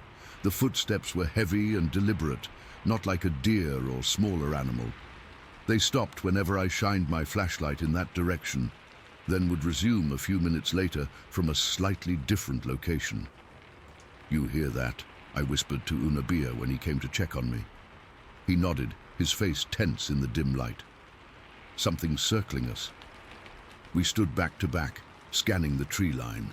The footsteps continued to circle our position for nearly an hour, never coming closer, but never fully going away either. I kept thinking about what would happen if that creature decided to charge us. Our rifles weren't even loaded, not that bullets would necessarily stop something that size. Around 1:30 in the morning, we both heard a strange vocalization from deep in the woods. It wasn't quite a howl or a scream, more like a long, deep whooping sound that rose and fell in pitch. It was unlike anything I'd ever heard before or since. Unabia grabbed my arm so tight it left bruises. "That's not human," he whispered. "No," I agreed. "It's not." The sound came twice more over the next hour, each time from a different direction, as if whatever made it was moving around us. We stayed close together after that, abandoning our patrol pattern to stand guard together at the bridge.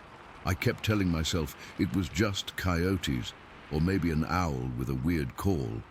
But deep down, I knew better. The rest of the night passed in tense silence. We didn't talk much, just stood there scanning the darkness, jumping at every sound. I don't think either of us blinked for more than a few seconds at a time. I kept seeing movement at the corner of my vision, but whenever I'd look directly, there was nothing there. At one point, around 3 in the morning, I distinctly remember the feeling of being watched. It wasn't just paranoia. It was that primal sensation that prey gets when a predator has its eyes fixed on you. The hairs on the back of my neck stood up, and I felt cold sweat running down my spine despite the chilly air. "Something's watching us," Unabia whispered, proving I wasn't imagining it. I nodded, scanning the tree line again. "I know." That's when I saw 2 reflective eyes catching the beam of my flashlight about 6 feet off the ground between 2 large oak trees about 30 yards away. They weren't like deer or raccoon eyes. They were larger, set wider apart, and didn't have the same bright reflection. They blinked once, slowly, then disappeared as whatever it was stepped back into the deeper shadows. "Did you see that?" I hissed. Unabia nodded, his breath coming in short gasps. "We need to make a fire or something." We didn't have matches or anything to make a fire with, but we kept our flashlights on after that, pointing them outward, in different directions. The feeling of being watched continued, but we didn't see the eyes again. Finally, around 4 in the morning, we heard the rumble of the transport truck returning to collect us. I've never been so relieved to hear an engine in my life. As the headlights cut through the trees, whatever had been watching us seemed to retreat. The oppressive feeling lifted, and for the first time in hours, I felt like I could breathe normally. When the truck pulled up, our drill sergeant looked surprised to see us both wide awake and alert. "You two look like you've seen a ghost," he said, as we climbed into the back of the truck. There were already several other pairs of trainees who had been picked up before us. "Just a long night, drill sergeant," I replied, not wanting to get into it. As we drove away, I kept my eyes fixed on the tree line, half expecting to see that massive figure watching us leave. I didn't see anything, but that didn't make me feel any better. Back at the barracks, Unabia and I didn't talk much about what happened. He was clearly shaken, and so was I. What would we say anyway? That we thought Bigfoot was stalking us in the training grounds of Fort Leonard Wood? We'd have been laughed out of the army. It's been over 40 years since that night, and I've never told many people about what I saw. When I have, I usually get the same skeptical looks. I get it. I wouldn't believe it either if someone told me, but I know what I saw crossing that road. I know what watched us from the darkness that night. The thing that still bothers me the most is the color. Most Bigfoot reports describe a dark brown or black creature. This one was that distinctive light cork color, almost tan. And Missouri isn't exactly known as a hotspot for Bigfoot sightings. Why was it there, on a military base of all places? Was it just passing through, or does it live in those vast, undeveloped training areas where people rarely go? I finished my military service and went on with my life, but I've never forgotten that night. Sometimes I still dream about those eyes watching me from the darkness, and I wake up with that same feeling of being hunted.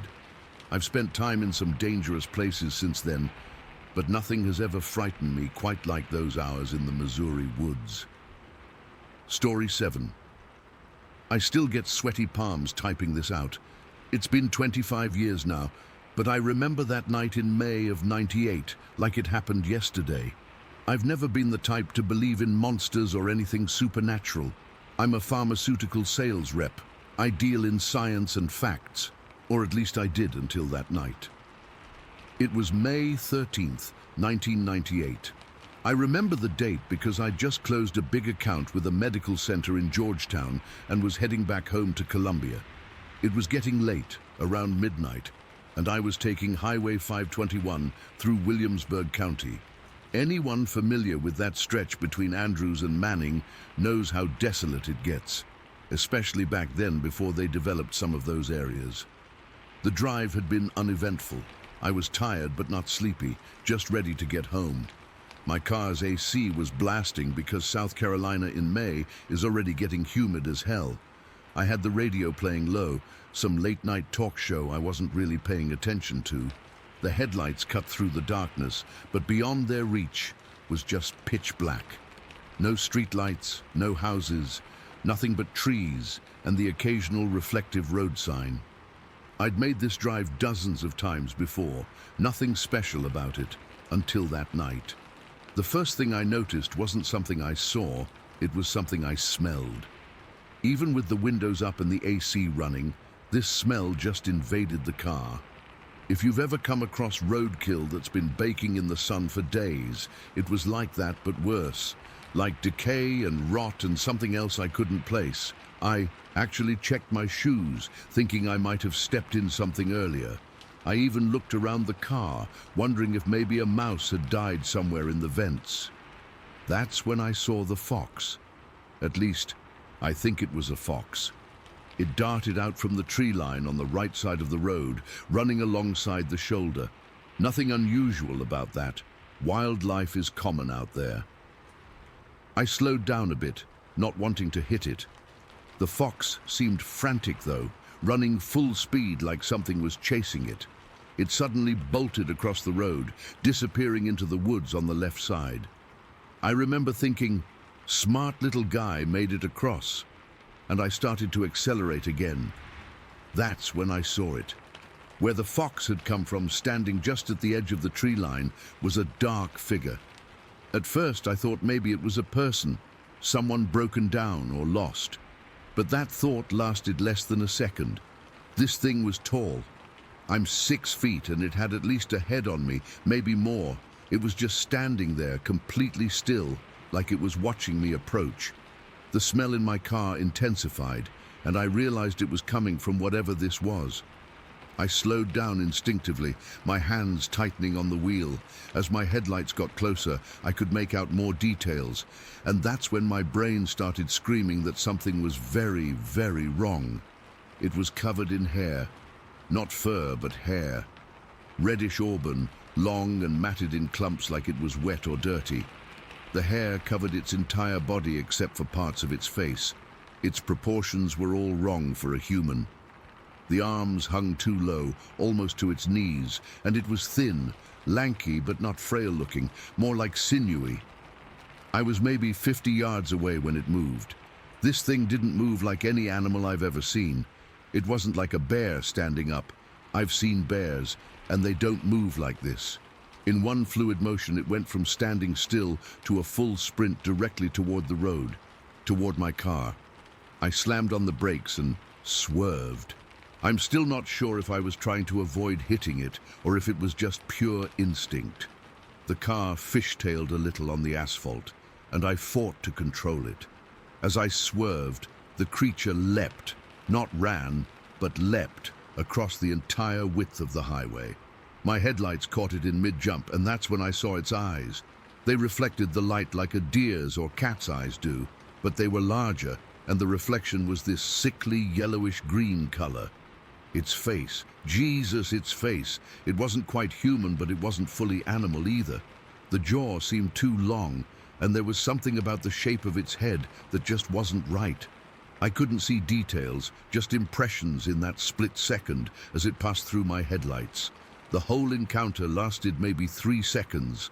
But in those 3 seconds, every hair on my body stood on end, and I felt this primal fear I've never experienced before or since.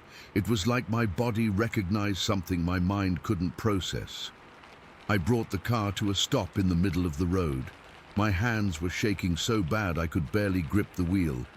The smell was overwhelming now, that rotting stench that made my eyes water. I rolled down the window, gasping for fresh air, and looked back toward where the thing had jumped. There was nothing there, just the empty road behind me and the dark woods on either side. I sat there for maybe 2 minutes, trying to calm myself down, trying to make sense of what I'd just seen. Part of me wanted to turn around and get the hell out of there, head back to Georgetown and get a motel room.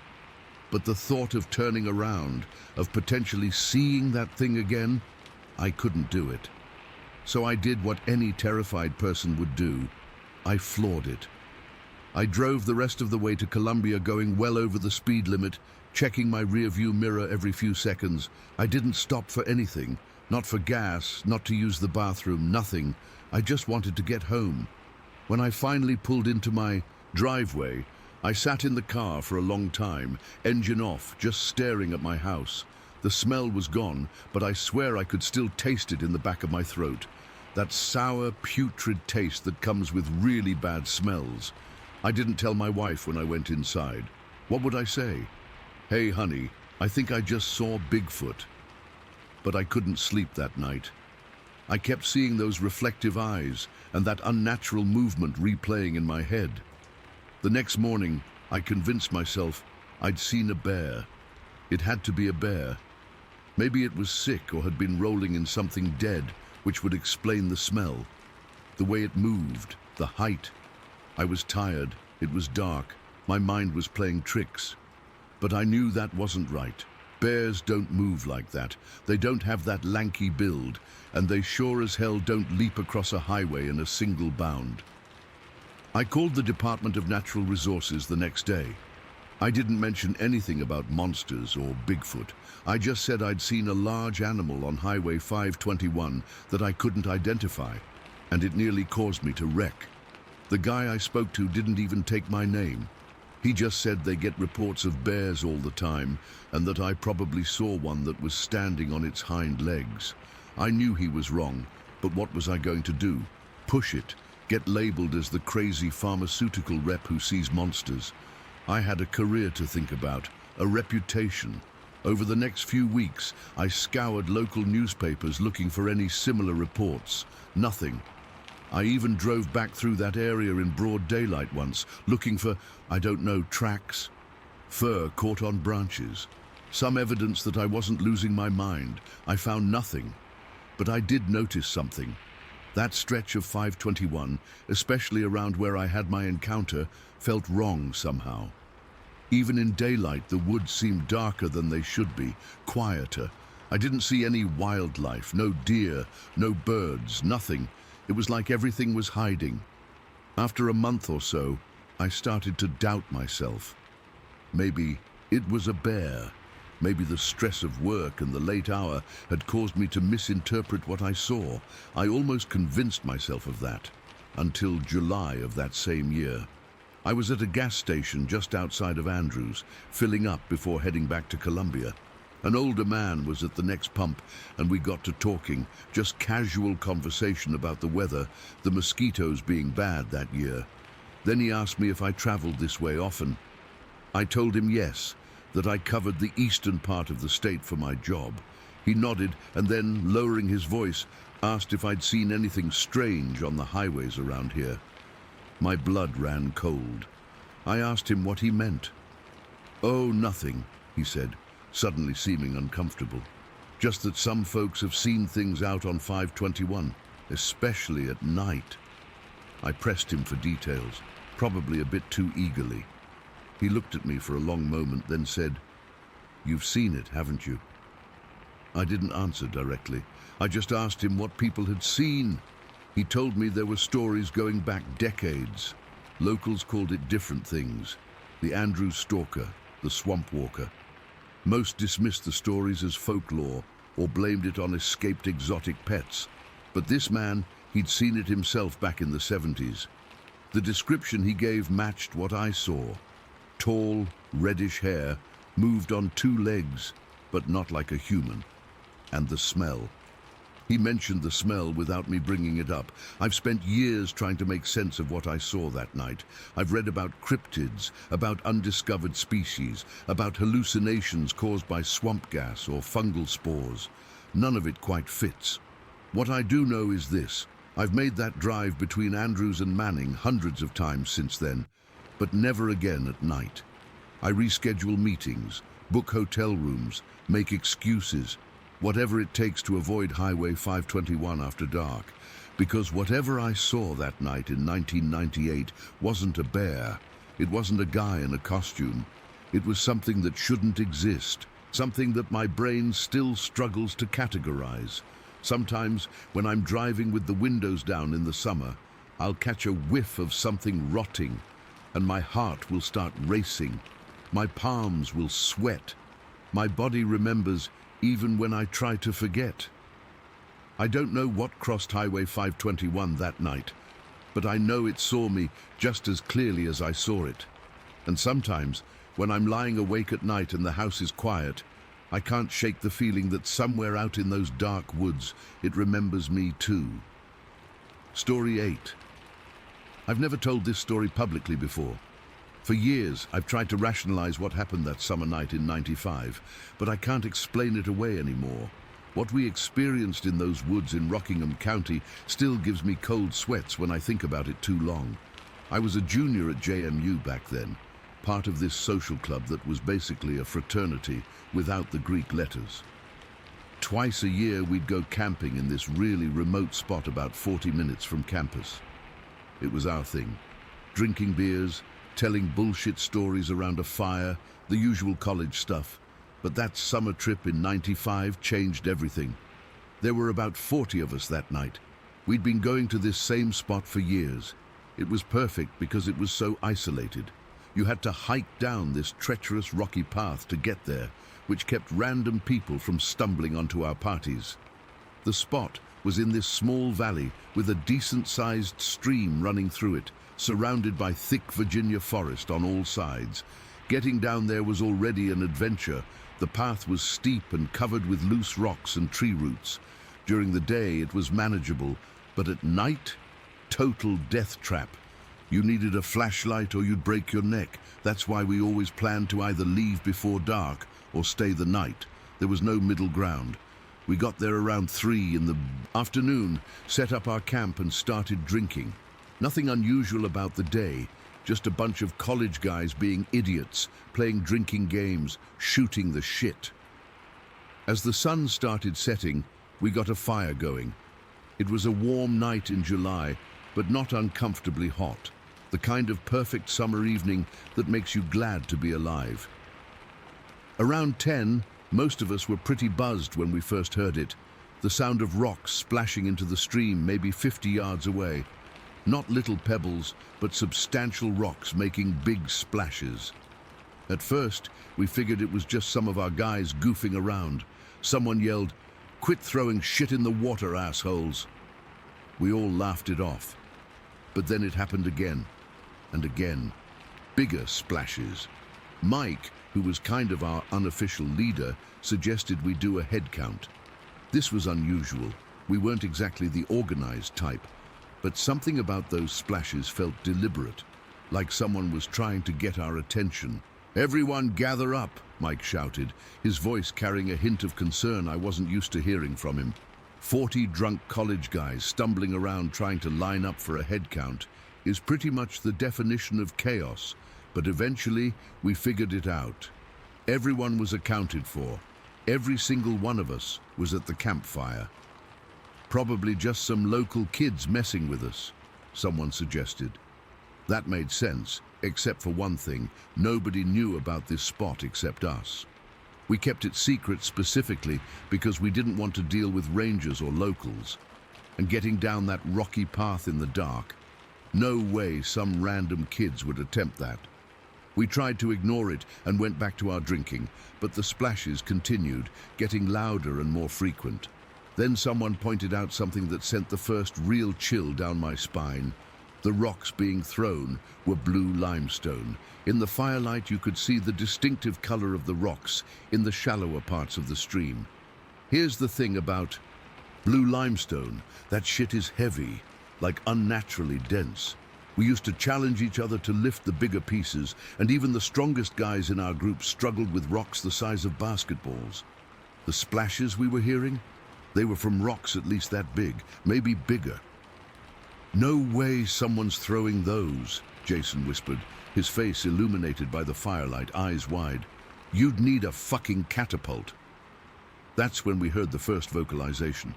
I've spent years trying to find the right words to describe that sound. It wasn't quite human. It wasn't quite animal either. The closest I can come is to say it sounded like what might happen if a bear tried to imitate human speech, while having the worst sore throat imaginable. A deep, guttural groan that rose and fell in pitch like someone was trying to form words without knowing how. It came from the direction of the rock throwing, maybe 100 yards away, just beyond where our firelight reached into the darkness. The conversation around the fire died instantly. 40 drunk college guys, suddenly stone-cold sober, staring into the darkness. "What the fuck was that?" someone whispered. Nobody answered because nobody knew. Then another sound, a different vocalization, higher pitched but with the same guttural quality, came from slightly further to the left. It was like the first one was being answered.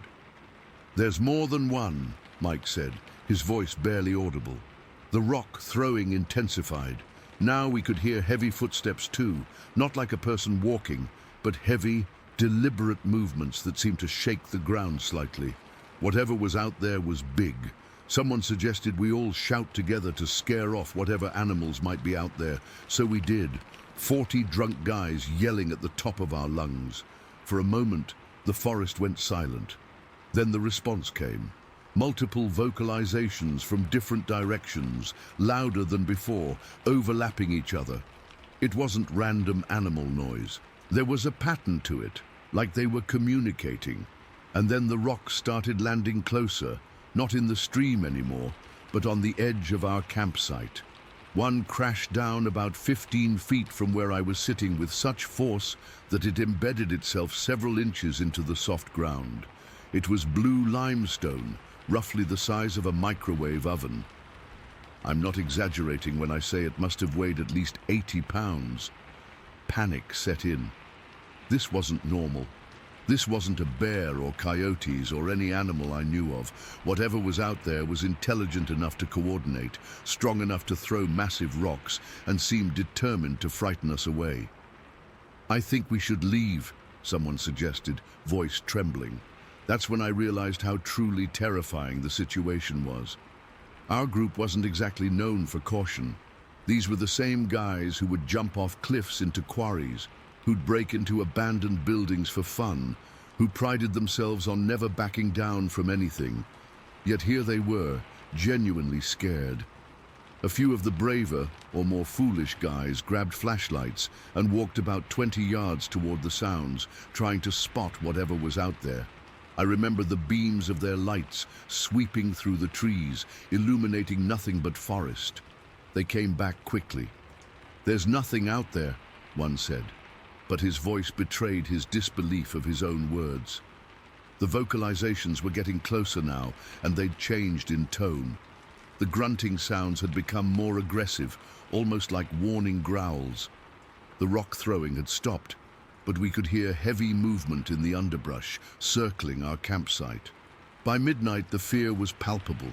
These sounds were unlike anything I'd ever heard in nature, and I'd grown up in rural Virginia, spent my whole life in the woods. They had purpose, intelligence behind them. Around 1 in the morning, something changed. The vocalizations became more frequent and seemed to be coming from multiple directions simultaneously. It felt like we were being surrounded. The heavy footsteps were close enough now that we could feel subtle vibrations in the ground. Then we heard what sounded like a tree being pushed over. A crack, followed by a tremendous crash maybe 75 yards away. That was the breaking point. Even our most stubborn guys had had enough. "Fuck this, I'm out," announced Derek, who was usually the last to leave any party. He grabbed his backpack and flashlight. Within minutes, most of the group was gathering their essential belongings. The incredible thing is that these guys were willing to risk that treacherous climb in the dark rather than stay another minute. Under normal circumstances, we'd have laughed at anyone suggesting we leave before morning. About 25 guys left in a hurry, fumbling up that rocky path with flashlights bobbing in the darkness. The rest of us, maybe 15 guys including myself, were either too scared to navigate that path in the dark or too stubborn to be chased away. As the larger group departed, something strange happened. The vocalizations and movement began to recede, following the group that was leaving rather than continuing to focus on our campsite. We could hear the sounds moving away, following the path up toward the road where we'd parked. It was like whatever was out there had accomplished its goal, driving most of us away, and was now escorting them out of the territory. Those of us who remained huddled closer to the fire, hardly speaking. The sounds grew more distant until they faded entirely. By around 3 in the morning, the forest had returned to its normal nighttime sounds: insects, the occasional owl, the gentle gurgle of the stream. We stayed awake until dawn, nobody willing to sleep. When morning came, we investigated the area where the rocks had been thrown from. The ground was disturbed, not with footprints exactly, but with indentations unlike any animal tracks I recognized. The underbrush was broken and pushed aside in paths that suggested something large had moved through repeatedly. Most disturbing of all, we found a pine tree about 8 inches in diameter that had been snapped, not cut, not blown over by wind, but broken about 4 feet up from the ground and pushed over. We didn't go back to that spot after that summer. Nobody suggested it, and nobody questioned why. We found a new camping spot closer to campus, more accessible, less isolated. For years, I told myself it was probably just some local guys messing with us, maybe using some kind of slingshot for the rocks and playing recordings for the sounds. But deep down, I knew that explanation made no sense. It wasn't until 12 years later, when I was watching a documentary about Bigfoot encounters, that I heard a recording of purported Bigfoot vocalizations. The hair on my arms stood up instantly. The sounds were identical to what we'd heard that night. That same impossible mixture of animal and almost human qualities. I'm not saying I know what was in those woods, but whatever it was intelligent enough to coordinate, strong enough to throw rocks no human could lift, and determined to drive us out of its territory, and it succeeded. To this day, I can't explain what happened in those woods in Rockingham County, but I know what I heard. I know what we all experienced. And sometimes, late at night when I can't sleep, I still hear those vocalizations in my head, that horrible, guttural, almost language that sounded like nothing from this world. Story 9. I'm not one for spooky stories or believing in cryptids, but something happened 3 years ago that I still can't explain. My wife Olivia thinks I'm crazy for even bringing it up anymore, but I need to get this off my chest. It was Memorial Day weekend, and we'd planned this camping trip with some friends at a spot south of Mount Rainier. Not in the national park itself, but on some public land just outside the boundary that our friend Dave knew about. It was pretty secluded. You had to take this unmarked service road for about 2 miles to reach the campsite. Dave said he'd been going there for years, and it was always peaceful. There were 10 of us total, 7 adults, including me, my wife Olivia, and our friends Dave, Rachel, Kyle, Megan, and Todd. Then there were 3 kids, our daughter Sophia, who was 11 at the time, and Kyle and Megan's twins, who were 12. We also had 4 dogs with us, our golden retriever Max, Dave's black lab, and Kyle's 2 huskies. The first day was completely normal. We arrived around 2 in the afternoon, set up our tents, and spent the day hiking around the area. The weather was perfect, not too hot, not too cold. That evening we grilled some burgers and hot dogs, had a few beers, soda for the kids, and sat around the campfire telling stories. Nothing creepy, just catching up on life and work. Around midnight, people started heading to bed. Olivia was feeling cold, so she and Sophia decided to sleep in our SUV instead of the tent we'd set up for them. I stayed by the fire a bit longer, enjoying the quiet and having one last beer. I must have dozed off in my chair because the next thing I remember was waking up feeling stiff and cold. I checked my watch. It was 3:37 in the morning. The fire had died down to just embers. I was about to get up and head to my tent when I heard something that made me pause. It sounded like Sophia's tent rustling, which was weird because I knew she was supposed to be in the car with Olivia. Then I heard what sounded like female voices whispering. My first thought was that Olivia and Sophia had gotten too warm in the car and moved back to the tent. I didn't think much of it and started walking toward my own tent, figuring I'd check on them in the morning. I had just crawled into my sleeping bag when I heard something moving around outside. At first, I thought it was just one of the dogs, maybe needing to pee or something. But then I realized the footsteps sounded too heavy. Whatever it was big, and it was moving deliberately. The footsteps stopped right in front of my tent. I could hear breathing, deep, heavy breathing that didn't sound human.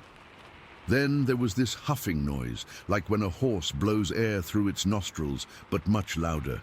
It was the kind of sound that vibrates through your chest. I completely froze. I'm not a small guy. I'm 6'2" and I work construction. But in that moment, I felt absolutely helpless. I didn't have any weapons with me except a pocket knife, and whatever was outside my tent sounded massive. The huffing continued for what felt like forever, but was probably only 30 seconds or so. Then there was silence. Complete silence. Even the normal forest sounds, the insects, the wind in the trees, everything went quiet. It was like the whole forest was holding its breath. I didn't move a muscle. I didn't even reach for my flashlight. I just lay there, heart pounding, waiting. Eventually, I heard footsteps again, but they were moving away from my tent. The sound faded, and slowly, the normal forest noises resumed. I didn't sleep a wink after that. I just lay there, staring at the ceiling of my tent, waiting for dawn. As soon as I saw light filtering through the tent fabric, I cautiously unzipped the flap and peeked out. The first thing I noticed was Sophia's tent. The door was completely unzipped and hanging open. I immediately panicked and ran to check the car. Relief washed over me when I saw both Olivia and Sophia sound asleep in the reclined seats. I stood there for a moment, confused. If they were in the car all night, who or what had been in Sophia's tent? And what the hell was that thing outside my tent? I decided to look for tracks. The ground around our campsite was mostly pine needles and dirt, but there were some muddy patches near where we'd set up the cooking area. I searched for a good 20 minutes, but couldn't find anything conclusive, just some scuffed areas that could have been made by any of us walking around. Around 7, the others started waking up. Dave was the first one out of his tent, and he immediately noticed something was off with me. "You look like you've seen a ghost, Marcus," he said, pouring himself some coffee from the thermos we'd prepared the night before. I told him what happened, the voices, the breathing outside my tent, the open door on Sophia's tent. He listened patiently, then suggested it might have been one of the dogs. "That's what I thought at first," I said. "But whatever this was, it was big, and it made this huffing sound I've never heard before." That's when Kyle joined us. "What huffing sound?" he asked. I described it again, and Kyle shook his head. "Our dogs were in the tent with us all night. Didn't let them out once. Dave's lab had also been in his tent, and our Max had slept in the car with Olivia and Sophia. That ruled out all the dogs." "Maybe it was a deer," Dave suggested. "Or a bear?" "It wasn't a deer. I've been hunting since I was a kid. I know what deer sound like, and bears don't usually make that huffing noise either, at least not like what I heard. I didn't want to freak everyone out, especially the kids, so I dropped it. We spent the day hiking and fishing in a nearby stream.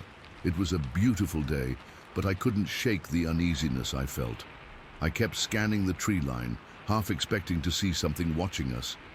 As evening approached and we headed back to camp, I noticed Olivia giving me concerned looks. She could tell something was bothering me, but I hadn't told her about what happened yet. I didn't want to scare her unnecessarily. We made dinner, some trout we'd caught that day, and settled around the campfire again. The sun had set, and darkness was closing in when we heard it. A loud whooping sound from the forest to the east of our campsite. Everyone went quiet. The sound came again, whoop, whoop, followed by what I can only describe as the most blood-curdling scream I've ever heard. It wasn't human, but it wasn't any animal I recognized either. It was high-pitched and seemed to go on forever. "What the hell was that?" Todd whispered, his face pale in the firelight. "Probably just foxes," Dave said, but I could tell he didn't believe it. "Red foxes can make some pretty weird noises." We all sat there, tense, listening. Then came another sound, like someone was taking two pieces of wood and knocking them together. Knock, knock, knock. 3 distinct hits, then silence. The knocking seemed to move around us, first from the east, then from the north. It was getting closer. Sophia scooted closer to Olivia, who put her arm around her. "Dad, I'm scared," Sophia said. I tried to reassure her. "It's just animals, sweetie. Nothing to worry about." But I was worried, very worried. Whatever was making those sounds wasn't just a fox or a raccoon, and it seemed to be circling our campsite. The whooping and screaming continued for about an hour, sometimes closer, sometimes farther away. The dogs were on high alert, growling softly but not barking. They seemed too scared to bark, which was unusual for them. Eventually, the sounds moved farther away and then stopped altogether. We tried to salvage the evening, telling more stories and roasting marshmallows, but there was an underlying tension that hadn't been there the night before. When it was time for bed, I insisted that Olivia, Sophia, and I all sleep in the same tent. I brought our pepper spray and kept a heavy flashlight by my side that could double as a weapon if needed. "You're scaring me," Olivia whispered as we settled into our sleeping bags. "What's going on?" I told her about what I'd heard the night before, the breathing, the huffing, the open tent. I also mentioned the footsteps and how heavy they sounded. "Do you think it was a bear?" she asked. "No," I said. "Bears don't usually approach campsites like that, not when there are fires and people around. And they definitely don't open tent flaps." "Then what do you think it was?" she pressed. I hesitated. "I don't know," I lied, because I did have a theory, but it sounded so ridiculous I couldn't bring myself to say it out loud. Nothing happened that second night. No footsteps, no breathing, no tent flap opening. We packed up and left the next morning as planned. On the drive home, everyone seemed relieved to be leaving. No one talked much about the strange sounds from the night before, almost like we all tacitly agreed to pretend it didn't happen. But it did happen. And in the 3 years since, none of us have gone camping again. Not even Dave, who used to go multiple times every summer. I've done a lot of research since then. Looked into animal sounds, local legends, everything I could find. The whooping, the screaming, the wood knocking, they all matched descriptions of Bigfoot encounters. I know how that sounds. If someone had told me this story before it happened to me, I would have laughed it off. But I wasn't laughing when I heard those sounds. I wasn't laughing when something stood outside my tent, breathing so heavily I could feel it through the thin nylon. And I still can't explain who or what opened Sophia's tent that night, or why I heard female voices when my wife and daughter were asleep in the car. I don't know what was out there in the woods near Mount Rainier, but whatever it was, it changed something in me. I used to love the outdoors, the solitude of the forest. Now even the thought of spending a night in the woods makes my heart race. Some things, once experienced, can't be unexperienced. And some sounds, once heard, stay with you forever. Story 10. I've been sitting on this experience for nearly 50 years now. Most people I've told think I'm crazy or making it up for attention, so I eventually stopped talking about it. But I know what I saw that day in November '76, and it wasn't natural. I was 43 then, and had been hunting since I was 12. I knew the woods around Stanhop like the back of my hand. Every trail, every creek, every ridge, I'd walked them all 100 times over. Hunting wasn't just a hobby, it was part of who I was. I'd taken down more deer than I could count, knew every sound an animal could make in those forests. At least I thought I did. That particular day was miserable from the start. Cold November rain had been pouring since before dawn, the kind that seeps into your bones no matter how many layers you're wearing. Most hunters would have called it quits, but my buddies and I, Dave, Rick, Paul and Steve. We were stubborn. We'd been planning this trip for months, taken time off work and everything. "Weather'll clear up," Dave had said when we met at the usual spot, though none of us believed him. His breath made clouds in the air as he spoke, the temperature hovering just above freezing.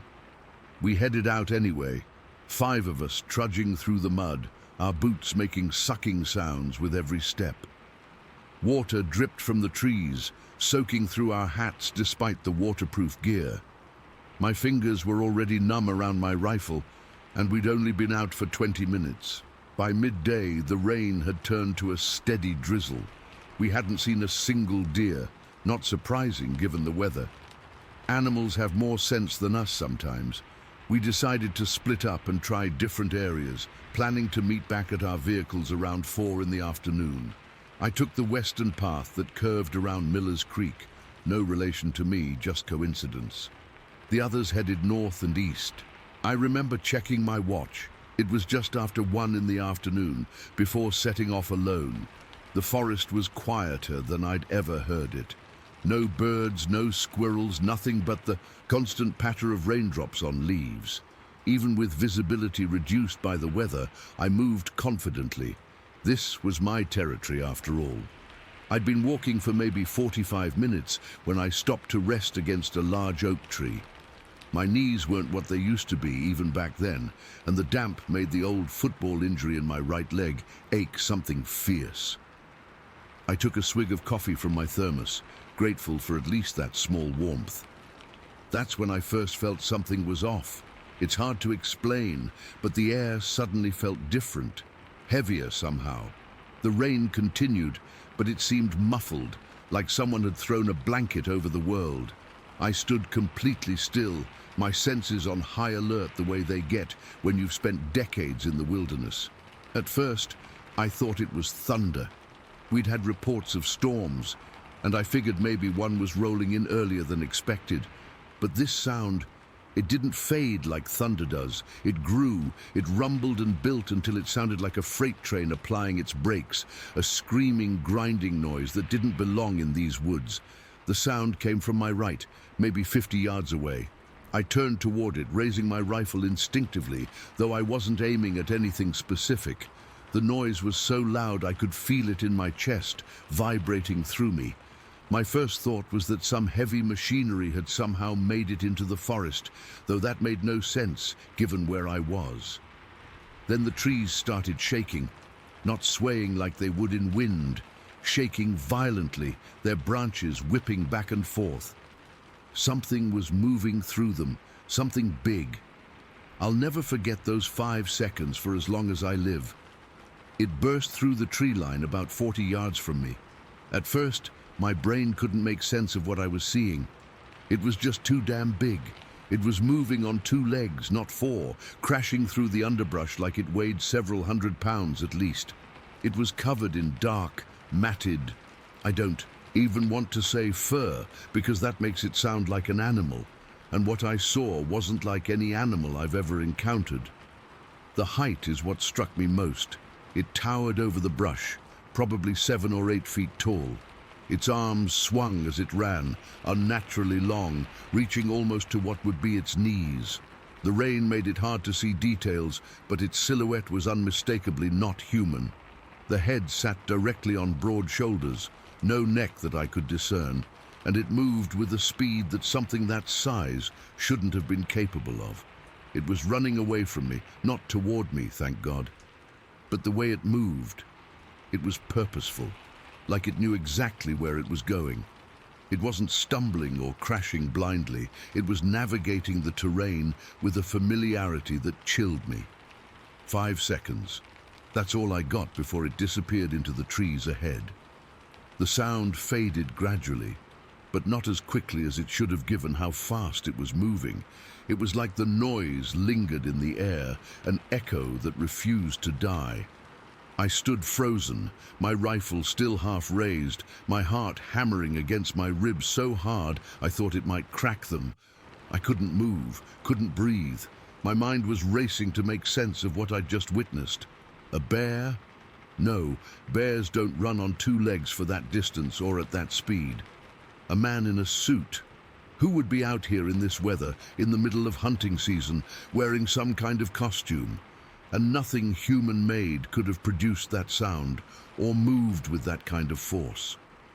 I don't know how long I stood there. Could have been minutes, could have been an hour.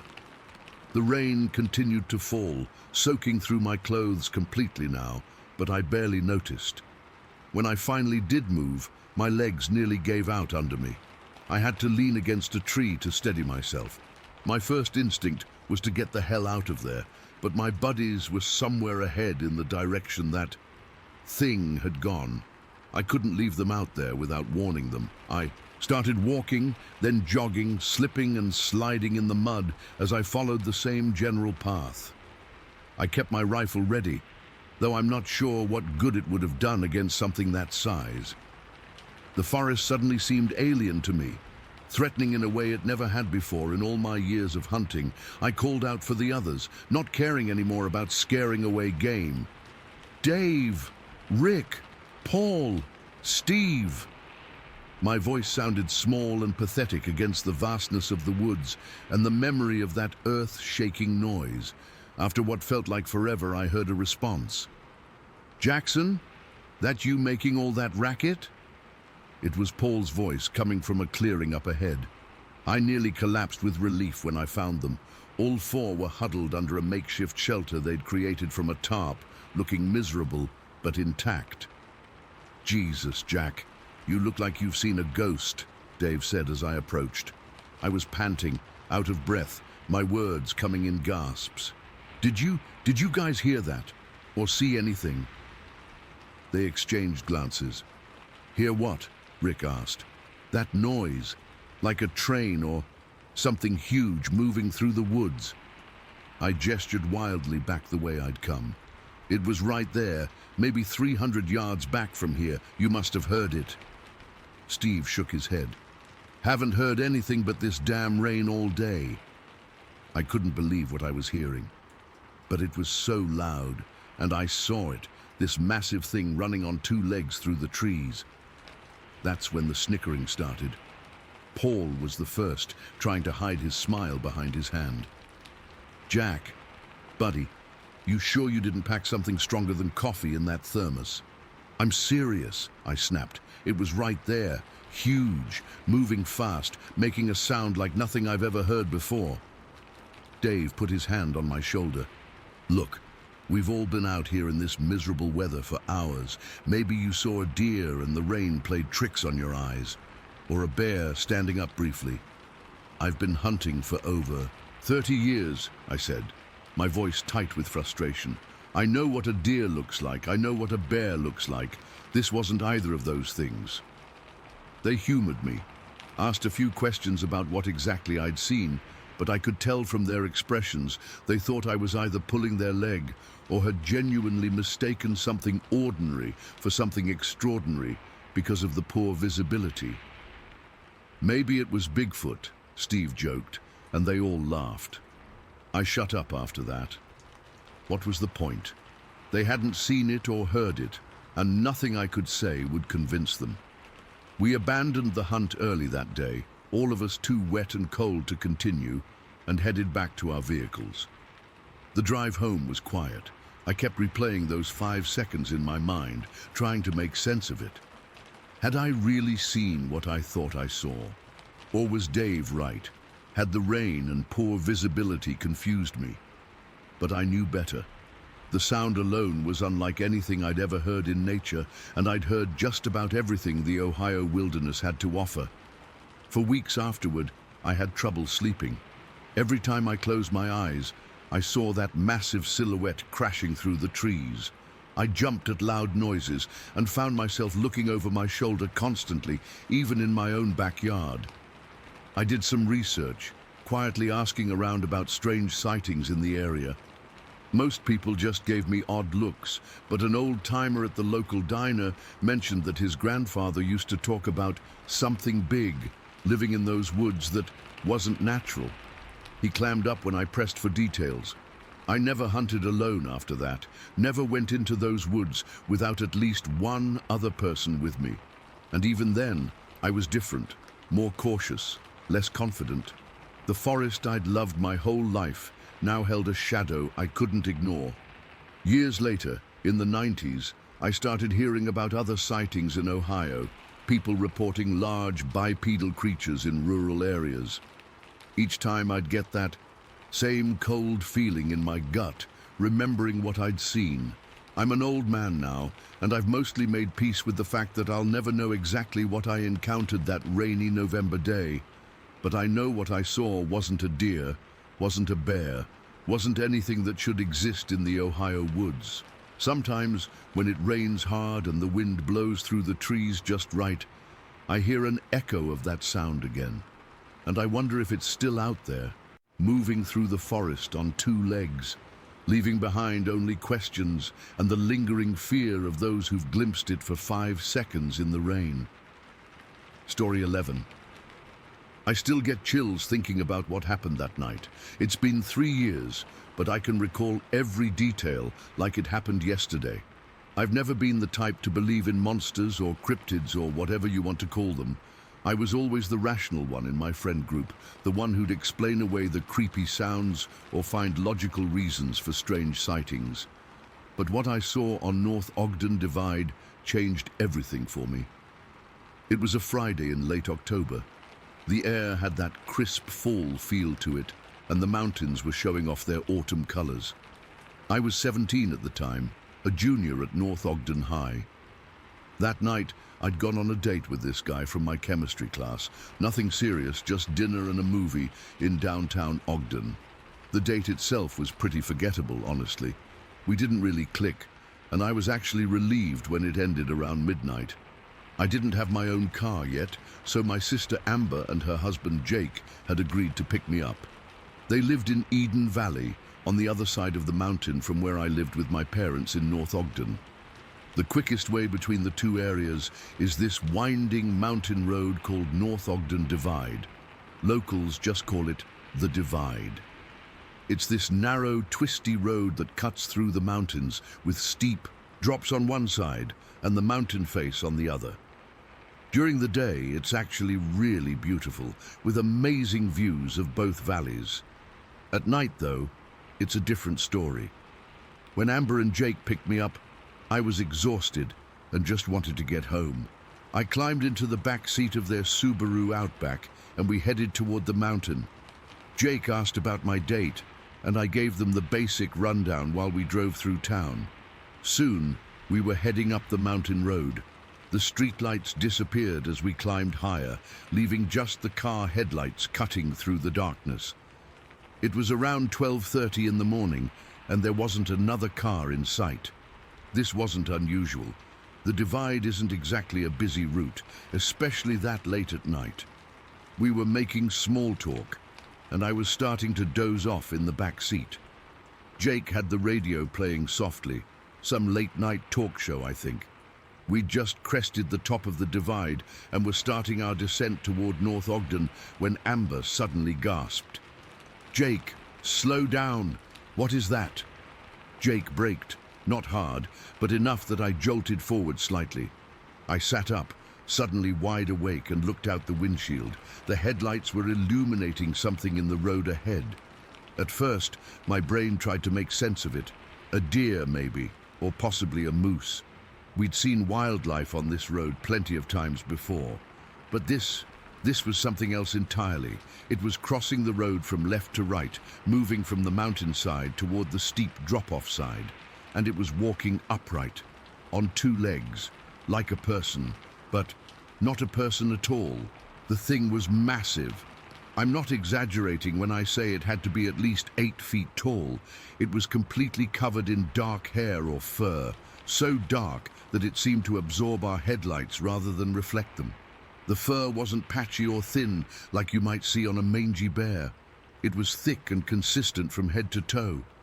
I couldn't make out a face, just this, large, somewhat pointed head, covered in the same dark fur as the rest of its body. What struck me most was how it moved. It wasn't lumbering or awkward like you'd expect from something that big. It moved with this deliberate, steady pace. Each step was purposeful. Its arms, and they were definitely arms, not front legs, hung at its sides, longer than a human's should be. The three of us sat there in stunned silence for what felt like forever, but was probably only a few seconds. Then Jake rolled down his window and shouted, "Hey, get off the road!" I remember thinking how absurd that was, like he was yelling at some jaywalker in downtown Ogden instead of whatever this thing was. The creature didn't even flinch. It didn't speed up, slow down, or turn to look at us. It just continued its steady pace across the road as if we weren't even there. It reached the other side and, without hesitation, started climbing up a nearly vertical section of terrain that would have been challenging for an experienced hiker in broad daylight, let alone in pitch darkness. Jake turned to Amber and said, "It's probably some kid in a gorilla suit playing a prank." But even as he said it, I could tell he didn't believe it. None of us did. There were so many things wrong with that explanation. For one, where would this prankster have come from? There were no other vehicles parked anywhere nearby. The closest houses were miles away, and how would someone in a costume navigate that terrain in the dark? The side of the mountain this thing climbed was steep and covered in loose rock and thick brush. I'd hiked parts of it before during daylight, and it was treacherous even then. And the way it moved. No person in a costume could move like that. There was something unnaturally fluid about it, and its size. I've met tall people before, but this thing dwarfed any human I've ever seen. Jake drove forward slowly until we reached the spot where it had crossed. He stopped the car, and we all peered out into the darkness toward where it had disappeared.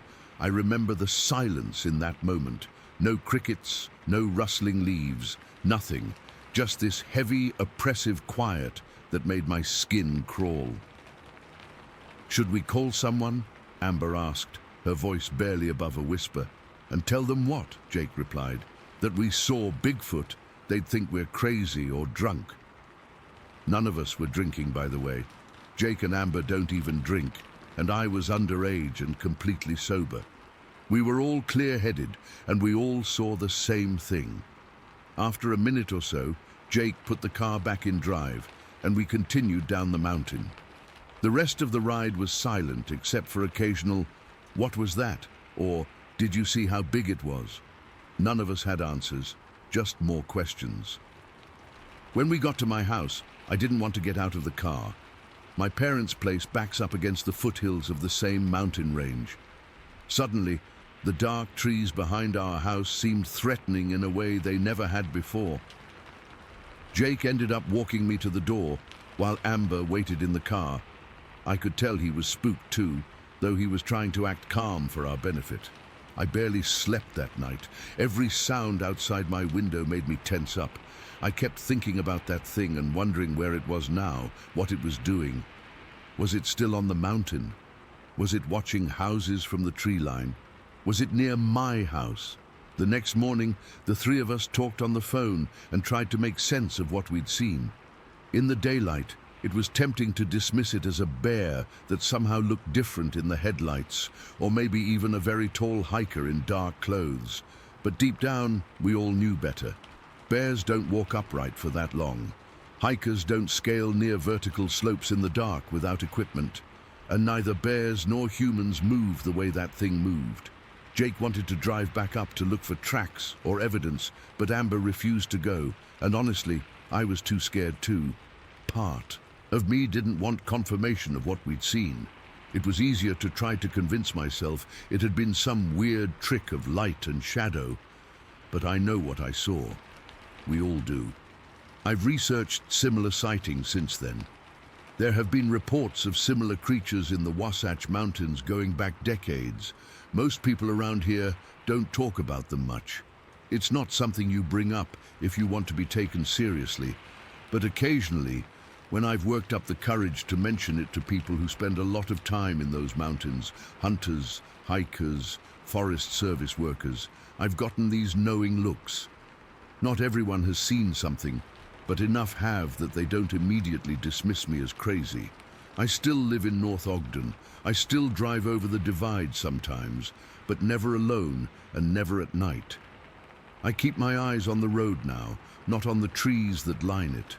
Sometimes when I'm up there, I get this feeling of being watched.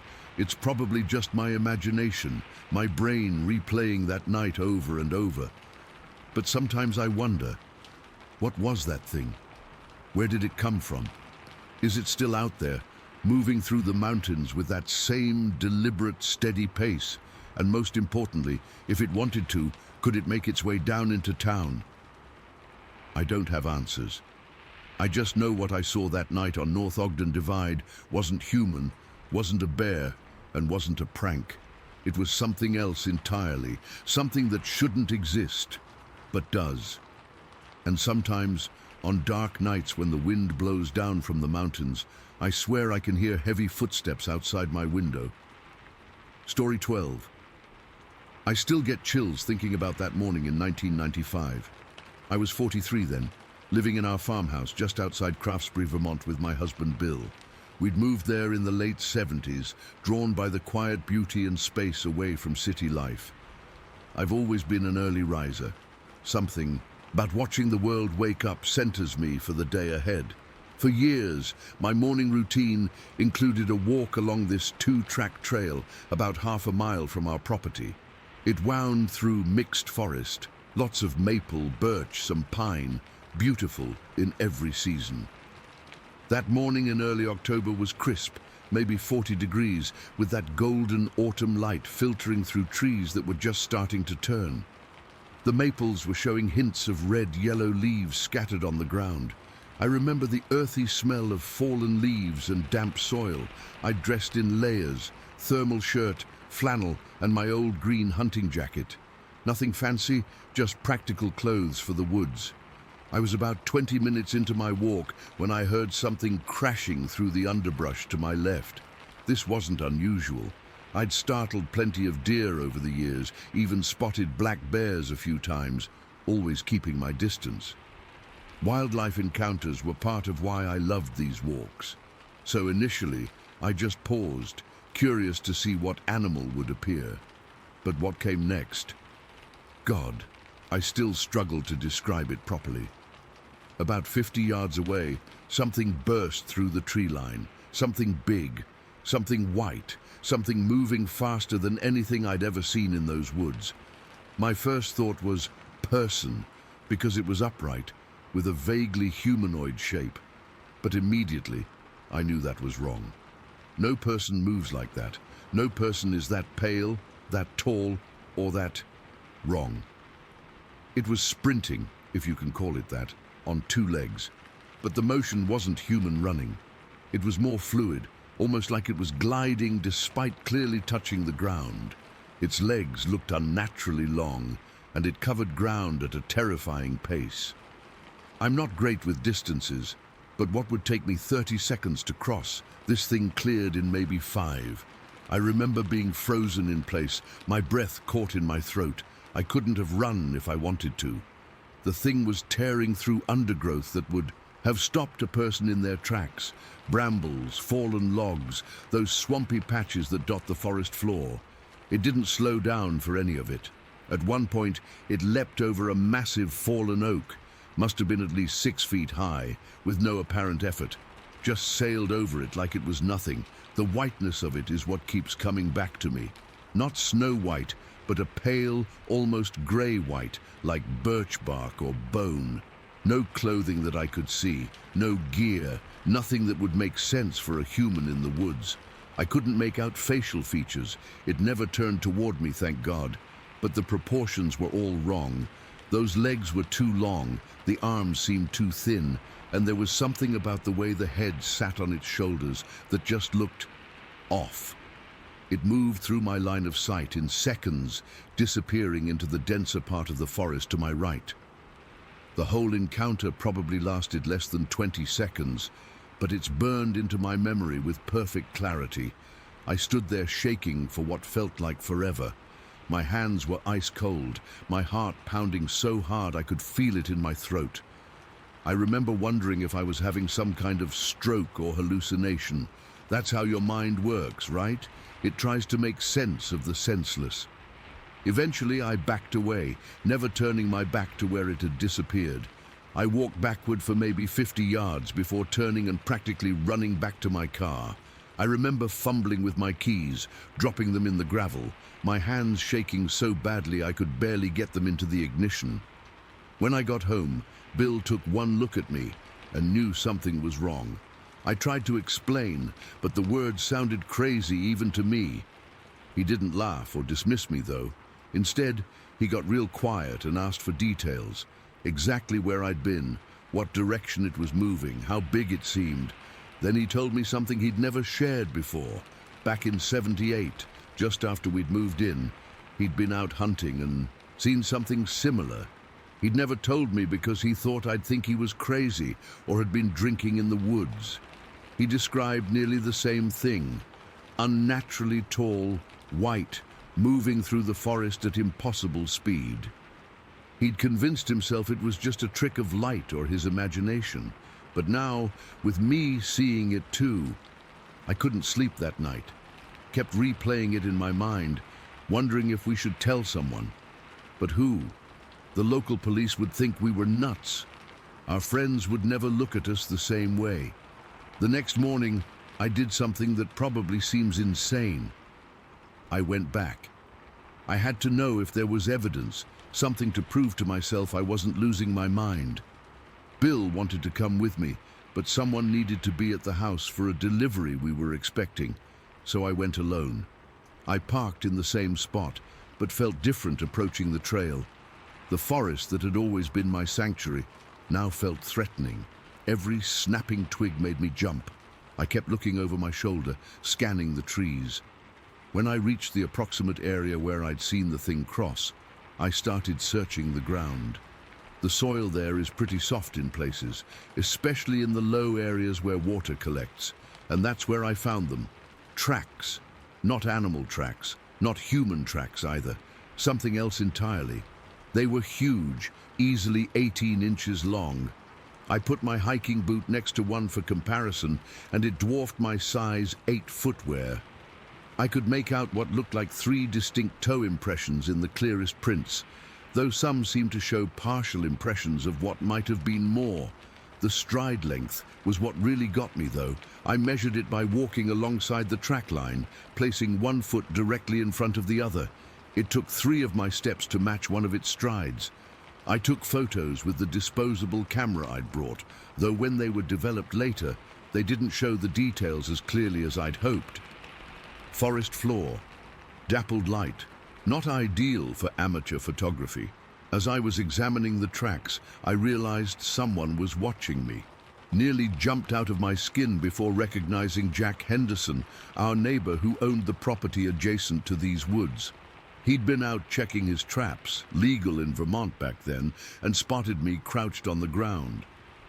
"Found something interesting?" he asked, coming closer.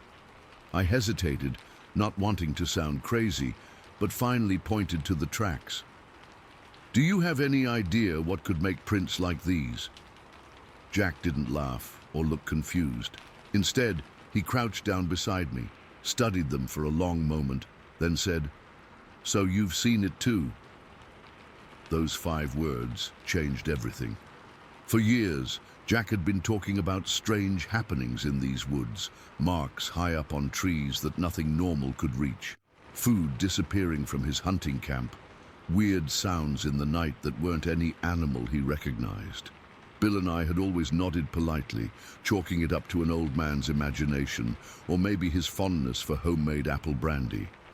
Jack told me he'd spotted similar tracks over the years, but never showed anyone because people think you're touched in the head when you start talking about things that can't exist. He believed whatever it was had been in these woods for generations. His grandfather had stories about the White Walker from the 20s. Over the weeks that followed, I did research at the local library, looking through old newspapers and local history books. I found scattered references to similar sightings dating back decades. Never front-page news. just small mentions buried in local interest sections. A logger in '63 who quit his job after seeing something pale as death and quick as lightning in the trees. A family in '72 who moved away after repeated sightings of what they described as a white creature near their rural property. I've never gone back to that specific trail. I still walk in the mornings, but I stick to open fields and roads now. Bill and I have told only a handful of people about what happened, close friends we trust not to think we're crazy. Most react with polite skepticism, but a few have shared their own strange experiences in those woods. I don't know what I saw that day. I've considered every rational explanation: a person in some kind of costume, an unusual animal, a trick of light and shadow. None fit what I witnessed. The speed, the movement, the sheer otherworldliness of it defies conventional explanation. Jack passed away in 2003. Before he died, he gave Bill and me a journal his grandfather had kept, documenting strange occurrences in those woods dating back to 1910. The similarities to what we experienced are uncanny. Whatever that white thing was, it moved through those Vermont woods like it owned them, like it had always been there and always would be. Some nights I still wake up from dreams of it, that fluid, impossible movement, the sense of something ancient and other sharing our world but separate from it. I'm not asking anyone to believe me. I'm just telling you what I saw. Something was in those woods that October morning in '95, something that shouldn't exist, but does. And sometimes, when I look out our bedroom window toward the tree line in the distance, I can't help but wonder if it's still out there, moving through the forest at impossible speed, watching us even as we try to convince ourselves it was never real at all. Story 13. I've never really shared this story with many people because, honestly, I'm still not sure what to make of it. This happened back in the fall of 2018 when I was running my small horseboarding business near Grants Pass, Oregon. I had this really nice piece of land about 3/4 of a mile south of the Rogue River. Beautiful spot, but definitely remote. The property sits with hills on one side and the I-5 corridor on the other, with this thick stretch of river-bottom timber bordering one edge. Wildlife was just part of daily life there. I had 15 horses at the time, plus my Australian shepherd Butch. He was about 6 years old then, smart as hell, and the best farm dog you could ask for. We were all pretty used to seeing deer wandering through, even the occasional bear or mountain lion. The horses would get a little skittish when predators were around, but nothing major. Butch would usually just bark and strut around like he owned the place. Normal stuff. This particular night in October, I remember it was unusually clear and crisp. The kind of fall night where you can smell that dry, earthy scent in the air and see every star. I'd been inside watching some documentary about space or something, I don't really remember what, and it was getting late, around 11. I always did a final check on the horses before bed, just to make sure everyone was good for the night. So I stepped outside, flashlight in hand, and started walking toward the pasture. I hadn't even made it halfway there when I heard it. I still get goosebumps thinking about that sound. At first, my brain registered it as a woman screaming. It came from the direction of the river, maybe a quarter mile away. It was this piercing, high-pitched sound that cut through the night air like nothing I've ever heard. My first thought was that someone might be hurt down by the river. There's a small road that runs along parts of it, and occasionally people fish or park down there. I actually took a few steps back toward the house, thinking I should grab my truck keys and drive down to check. But then I froze, because something about that scream just felt wrong. It had this wild, guttural quality underneath the high pitch that didn't sound human. Not at all. It was like someone had taken a woman's scream and mixed it with something else, something I can't even describe. What happened next is what really got to me. All 15 horses, every single one of them, were suddenly alert, all facing west toward the tree line in perfect unison. If you've spent any time around horses, you know they're prey animals and they react to threats. But this was different. Some were snorting nervously, others were shuffling around with tension. Their ears were locked forward, completely focused. I've seen them react to bears and mountain lions before, but they'd usually just get nervous for a bit and then settle down. This time, they were on high alert in a way I'd never seen. And Butch, man, Butch was freaking me out. He'd been walking with me toward the pasture, but now he was standing rigid beside me. His hackles were up, and there was this low, continuous growl coming from his chest. But the weird part was how he kept looking back at me, then toward the trees, then back at me again. It was like he was torn between running back to the house and staying with me. This is a dog who once chased off a black bear that wandered onto our property the previous spring without hesitation. But whatever made that sound had him seriously conflicted. I stood there for several minutes, just waiting and listening, wondering if I'd hear the sound again. The night had gone completely silent. No crickets, no distant traffic from the interstate, nothing. Just this heavy, tense silence. Whatever had made that single terrible scream didn't call out again. I'll admit it, I was scared. I'm not usually the jumpy type, but something about that entire situation felt so fundamentally wrong. After a few more minutes, I decided to head back inside, but I didn't go to bed. I sat by the window overlooking the pasture with the lights off, just watching. The horses never relaxed. They stayed bunched together the entire night, and not a single one of them ever turned their back toward the western edge of the property, the side with the trees leading toward the river. Butch refused to leave my side. He kept pacing between me and the door, occasionally letting out these little whines. Every few minutes, he'd go to the window and stare out with his ears perked up. I've had that dog since he was a puppy, and I'd never seen him act that way before. I barely slept that night. I kept getting up to check the horses through the windows. Around 3 in the morning, I thought I heard something moving around outside the house. Heavy footsteps that didn't sound like any animal I was familiar with. They seemed to circle the house once, then stop near my bedroom window. I held my breath, listening, and after about 30 seconds, they moved off toward the tree line again. Butch was trembling against my leg the entire time. When morning finally came, I grabbed my rifle and went outside to check things out. The horses were still grouped together, still watching that tree line. They were exhausted. You could see it in their posture, but they hadn't let their guard down all night. Butch was still visibly disturbed too. Normally at sunrise, he'd be out patrolling the pasture, running along the fence line, checking everything out.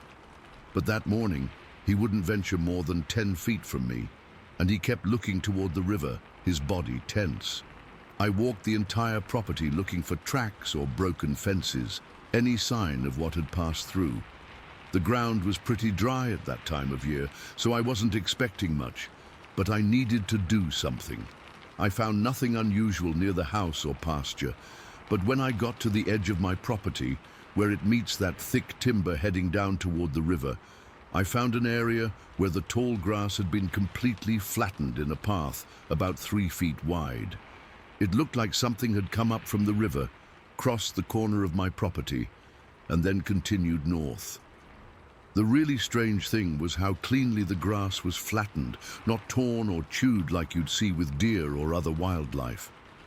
It was as if something heavy had simply rolled over it. There were no distinct footprints I could make out, just this corridor of flattened vegetation.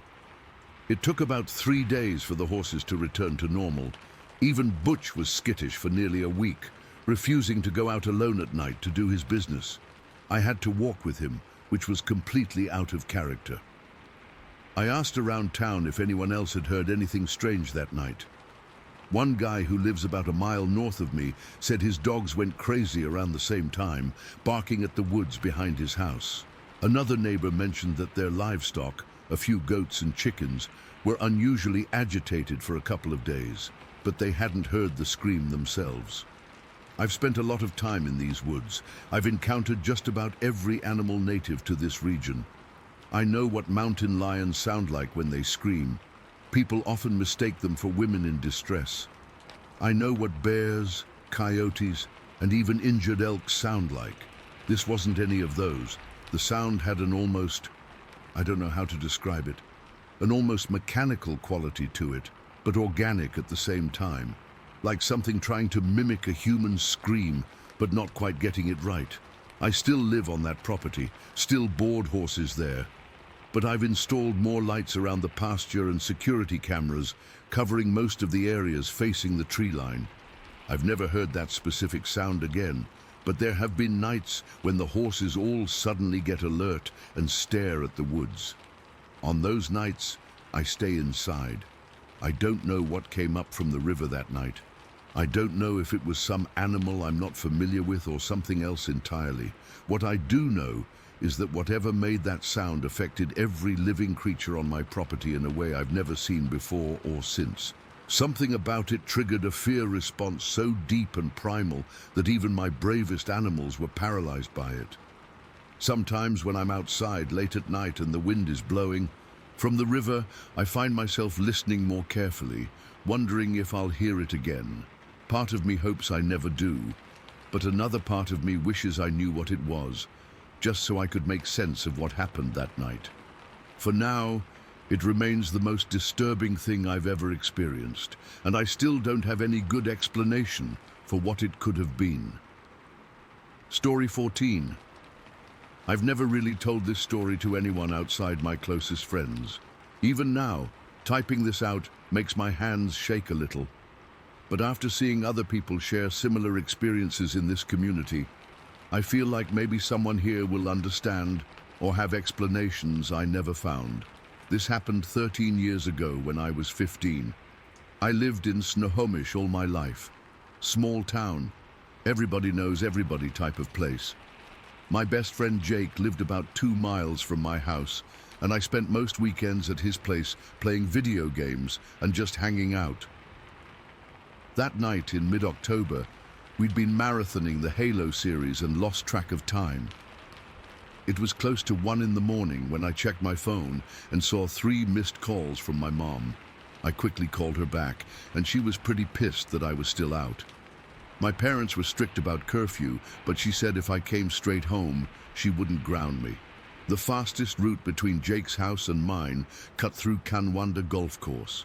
During the day, this was just a normal shortcut, a wide-open golf course with some wooded areas around the edges. At night, though, it was different. No streetlights, just darkness broken up by patches of moonlight, but I'd walked it dozens of times before without any issues. It was just a golf course, you know. Jake offered to have his dad drive me, but I declined. I didn't want to wake his dad up, and honestly, I thought the walk would give me time to come up with excuses for my mom. So I grabbed my hoodie, put my headphones in, and headed out. The night was colder than I expected, that damp Pacific Northwest cold that seeps into your bones. The moon was almost full, which gave enough light to see where I was going without using my phone flashlight. I remember the playlist I was listening to, all that angsty teen music that was popular back then. Everything was completely normal. About halfway through the golf course, there's this small creek that cuts across a few of the holes. It's nothing special, maybe 10 feet wide at its widest point, with a simple wooden bridge for golf carts to cross. I'd crossed this bridge hundreds of times before. As I approached the bridge, I pulled out one earbud because I thought I heard something over my music. That's when I noticed how quiet everything was. No crickets, no distant traffic sounds, nothing. Just the soft sound of water from the creek below. I was about halfway across the bridge when I heard it, a splashing sound from below, different from the normal flow of the creek. I stopped and leaned over the railing to look down, thinking maybe it was a raccoon or something. What I saw still doesn't make sense to me, even after all these years. At first glance, I thought it was a bear. We get black bears around Snohomish sometimes, so that wouldn't have been completely shocking. It was hunched over at the creek's edge, maybe 15 feet below where I stood. It had dark, shaggy hair covering its body, not fur exactly, but something coarser. In the moonlight, the hair looked almost wet or matted. The thing was drinking from the creek, its head lowered to the water. I remember freezing completely, not even breathing. My brain was screaming at me to back away slowly, to not make any sudden movements like they teach you about bear encounters. Then it looked up. That's when I knew it wasn't a bear. Not even close. Its face was wrong, flat and wide, facing forward like a human's, not a snout like you'd expect. The features were distorted in a way that's hard to describe, like someone had tried to make a human face but got all the proportions wrong. The mouth was too wide, extending farther than it should have. The nose was almost non-existent, just two dark holes in the center of its face. But the eyes, Jesus Christ, the eyes, they were large and round, reflecting the moonlight with a dull, yellowish glow, and they were looking directly at me. Not with the curious stare of an animal, but with a focused, intelligent awareness that made my blood turn to ice. For maybe 2 seconds, though it felt like an eternity, we just stared at each other. There was recognition in those eyes, not like it knew me personally, but like it understood exactly what I was and what it was doing. I don't remember making the conscious decision to run. One moment I was frozen in place, the next I was sprinting across the rest of the bridge, my feet pounding against the wooden planks. I didn't look back, not once. The only thought in my head was to get home, to get somewhere safe. I ran the entire mile back to my house. My lungs were burning, my legs were on fire, but the pure adrenaline kept me going. I kept expecting to hear something behind me, heavy footsteps or breathing, but there was nothing. Just the sound of my own panicked gasps and feet hitting the ground. When I finally reached my street, I slowed down enough to look back. The golf course was just a dark expanse behind me, silent and still. Nothing had followed me, at least nothing I could see. I burst through my front door, startling my mum, who was waiting up for me in the living room. She started to lecture me about being late, but stopped mid-sentence when she saw my face. I must have looked absolutely terrified, because her anger immediately turned to concern. "What happened?" she asked, rushing over to me.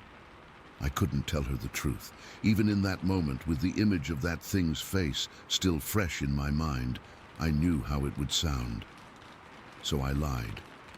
I told her I thought I saw someone following me and got scared. She called my dad downstairs, and they checked outside, but of course there was nothing there. That night, I barely slept. Every noise made me jump. I kept my curtains closed and my door locked. I tried to rationalize what I'd seen. Maybe it was just a bear with mange, or maybe the moonlight had played tricks on my eyes. But deep down, I knew better. The next day, I called Jake and told him what happened. He thought I was making it up at first, but something in my voice must have convinced him. We decided to go back to the bridge in broad daylight.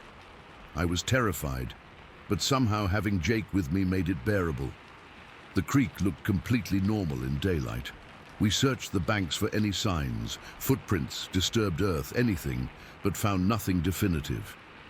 There were some areas where the mud seemed pressed down, but it could have been from anything. What we did find, though, were clumps of dark hair caught on some branches near where I'd seen the thing. Not bear fur, not human hair, but something in between, coarse and thick. Jake wanted to take some as evidence, but I refused to touch it. Just being near it made me feel sick. Over the next few weeks, I did some research. I looked up local wildlife, cryptids, even Native American legends from the area. Nothing matched exactly what I saw. The closest was stories about Sasquatch, but what I saw wasn't a Bigfoot as they're typically described. This was something else entirely. I never walked through the golf course at night again, not once in 13 years. I'd drive miles out of my way just to avoid it after dark. My parents thought I was being ridiculous, especially as I got older, but I couldn't explain it to them. How do you tell your parents you saw a monster and have them take you seriously? A few months after the incident, I heard that a maintenance worker at the golf course had quit suddenly. The rumor was that he'd seen something that scared him so badly he refused to come back. I tried to track him down to talk to him, but he'd moved away from Snohomish entirely. There were other stories too. People reporting strange noises near the creek, missing pets, unusual tracks. Nothing concrete, nothing that made the local news, but enough to make me wonder if I wasn't the only one who'd seen it. I'm 28 now. I moved away from Snohomish for college and never moved back. I've told myself 1,000 times that I imagined it or exaggerated it in my memory, but then I'll have a dream where I'm on that bridge again, looking down into those eyes, and I'll wake up in a cold sweat, knowing exactly what I saw. Last summer, I went back to visit my parents. Jake still lives in town, and we met up for drinks. After a few beers, the conversation turned to that night. I expected him to laugh it off, to tell me we were just dumb kids with overactive imaginations. Instead, he got really quiet. "You know," he said finally, "my cousin works for the county now, environmental department. He told me they found some weird stuff in that creek a few years back. Water samples with DNA they couldn't identify. They figured it was contaminated samples and didn't follow up. I don't know what to make of that. I don't know what to make of any of it. All I know is what I saw that night was real. It wasn't a bear. It wasn't a person in a costume. It was something else, something that shouldn't exist in our world but does. Sometimes I wonder if it's still there, drinking from that creek in the darkness. Sometimes I wonder if it remembers me the way I remember it. And sometimes, on nights when I can't sleep, I wonder what would have happened if I hadn't run, if I'd stayed on that bridge just a few seconds longer. I don't think I'll ever go back to find out." Story 15. I've been debating whether to share this for weeks now. Part of me still can't believe what I saw, and another part of me is afraid people will think I'm making this up or that I'm crazy. But I need to tell someone who might understand or who might have seen something similar. This happened last month when I was driving home from my part-time job at the library in town. I live with my parents in Westbrook County. It's basically the middle of nowhere, all farmland and forests. Our house is about 15 minutes outside the main town, down these winding back roads that barely anyone uses except the locals. It was around 7 in the evening, and the sun was just starting to set.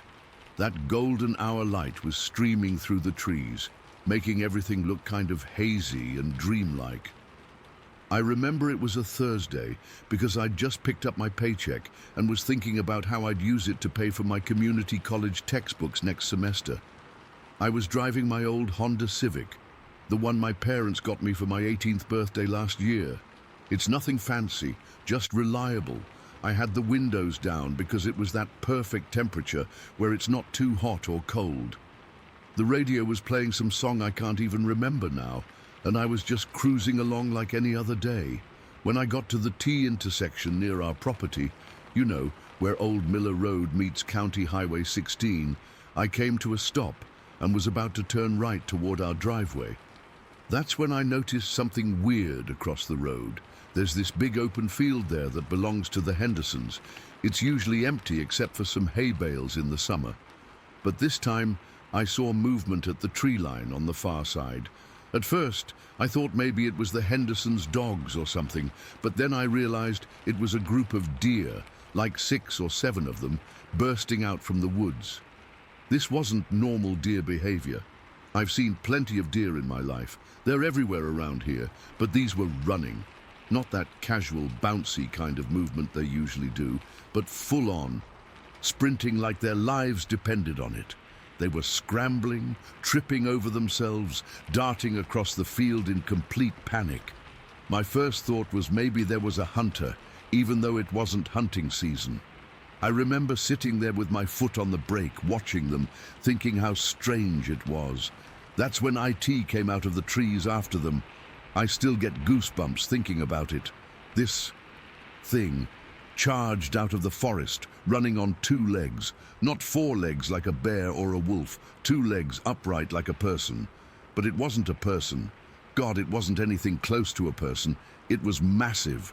Seriously, like impossibly big. Taller than any man I've ever seen, maybe 7 or 8 feet high. And wide too, with these huge shoulders.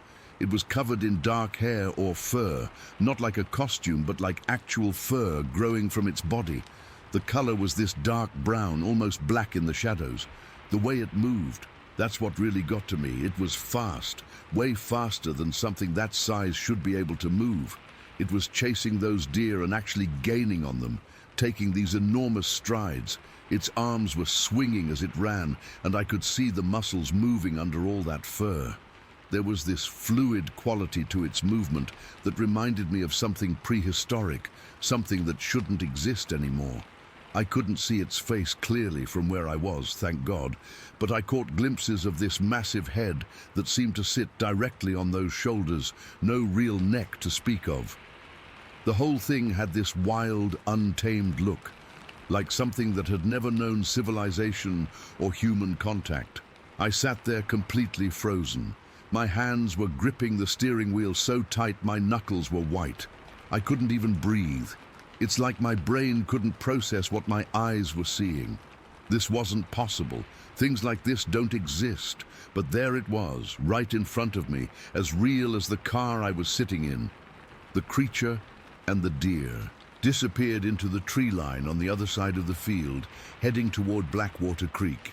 The whole thing probably lasted less than a minute, but it felt like time had stopped. When they were gone, I suddenly realized I'd been holding my breath. My first instinct was to get the hell out of there. What if it came back? What if it saw me? I slammed my foot on the gas and peeled out of that intersection, my tires actually skidding on the gravel. I didn't even care if I wrecked my car. I just needed to get away.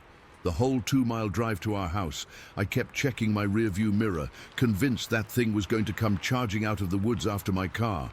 My hands were shaking so bad I could barely steer. I was hyperventilating, trying not to cry or throw up. When I finally pulled into our driveway, I practically fell out of my car and ran to the front door. I fumbled with my keys, dropping them twice before I could get the door open. Once inside, I slammed it shut and locked it, then leaned against it, trying to catch my breath. My parents were in the living room watching TV. Mom took one look at me and jumped up, asking what was wrong. Dad muted the TV. I must have looked terrible, pale, shaking, sweaty. I tried to explain what I'd seen, but the words kept getting jumbled up. How do you tell your parents you just saw a monster? There was this thing by the Henderson field, I remember stammering. It was chasing deer, running on 2 legs, covered in fur. I expected them to think I was crazy or making it up. But my mom got this look on her face, not disbelief, but recognition. She exchanged this weird glance with my dad that I didn't understand at the time. She sat me down at the kitchen table and got me a glass of water. After I calmed down a bit, she asked me to describe exactly what I'd seen. So I did. The height, the fur, the way it moved, everything. The whole time, she kept nodding, like she was confirming something she already knew. When I finished, she took a deep breath and said, "Amber, what you saw was a Bigfoot." I laughed. I actually laughed because it sounded so ridiculous. Bigfoot? Like the grainy photos and fake footprints? Like the stupid TV shows where they go camping and make bird calls in the night? "Mom, Bigfoot isn't real," I said. "It's just stories." But she wasn't smiling. "Most people go their whole lives without seeing one," she said quietly. "They're rare sightings. They don't want to be seen." Dad was unusually quiet. He hadn't said anything since I started talking, but he wasn't dismissing it either. Mom went on to tell me that there had been sightings in this area for generations. Not common, but enough that locals knew there was something in these woods. She said her own grandfather had seen one back in the 1950s while hunting, and that several neighbors over the years had reported strange experiences. "Why didn't you ever tell me this?" I asked. "I'd lived here my whole life. We'd gone camping, hiking, fishing, all over these woods. The idea that there was something like that out there, and they never warned me. It felt like a betrayal." Because most people don't believe, Dad finally spoke up. And those who've seen something usually keep quiet about it. You tell someone you saw a Bigfoot, and suddenly you're the town crazy person. I asked if they had ever seen one themselves. They both shook their heads no, but Mom said she'd heard one once. A strange, howling sound unlike any animal she knew, coming from the direction of Blackwater Creek when she was about my age. Our family has been on this land for 4 generations, Mom told me. If they're out there, they've been here longer than us. They know how to stay hidden. The more we talked, the more I realized this wasn't just some local legend to them. They genuinely believed these creatures existed, and after what I'd seen, I couldn't dismiss it anymore either. That night, I barely slept. I kept replaying the scene in my head, those terrified deer, that massive creature charging after them, its impossible speed and size. Every time I closed my eyes, I saw it. I kept imagining it standing outside my window, looking in at me. I must have checked my bedroom window locks a dozen times. The next morning, I almost convinced myself it had been my imagination. Maybe it was just a bear walking strangely. Maybe the light was playing tricks on me. But deep down, I knew what I saw. I wanted proof, so I drove back to that intersection. In the daylight, everything looked normal, peaceful even. I parked my car and walked along the edge of the Henderson field, looking for tracks or broken branches, anything that would confirm what I'd seen, but I didn't know what to look for, and everything just looked like normal woods to me. I wanted to go deeper into the forest, toward Blackwater Creek where the creature had disappeared, but something stopped me. This overwhelming feeling of being watched, the hairs on the back of my neck stood up, and I got this primal urge to run. So I did. I hurried back to my car and drove away. Since then, I've been researching everything I can about Bigfoot sightings. I've found online forums where people share similar experiences. Some of the descriptions match exactly what I saw: the height, the fur, the incredible speed. It's both comforting and terrifying to know I'm not alone in this. I've also been asking subtle questions around town. Old Mr. Peterson at the hardware store mentioned strange things in the woods near Blackwater Creek. The librarian where I work showed me old newspaper clippings about unexplained sightings dating back to the 1920s in our county. People know something's out there, but no one talks about it openly. The weirdest part is how this has changed my perception of everything.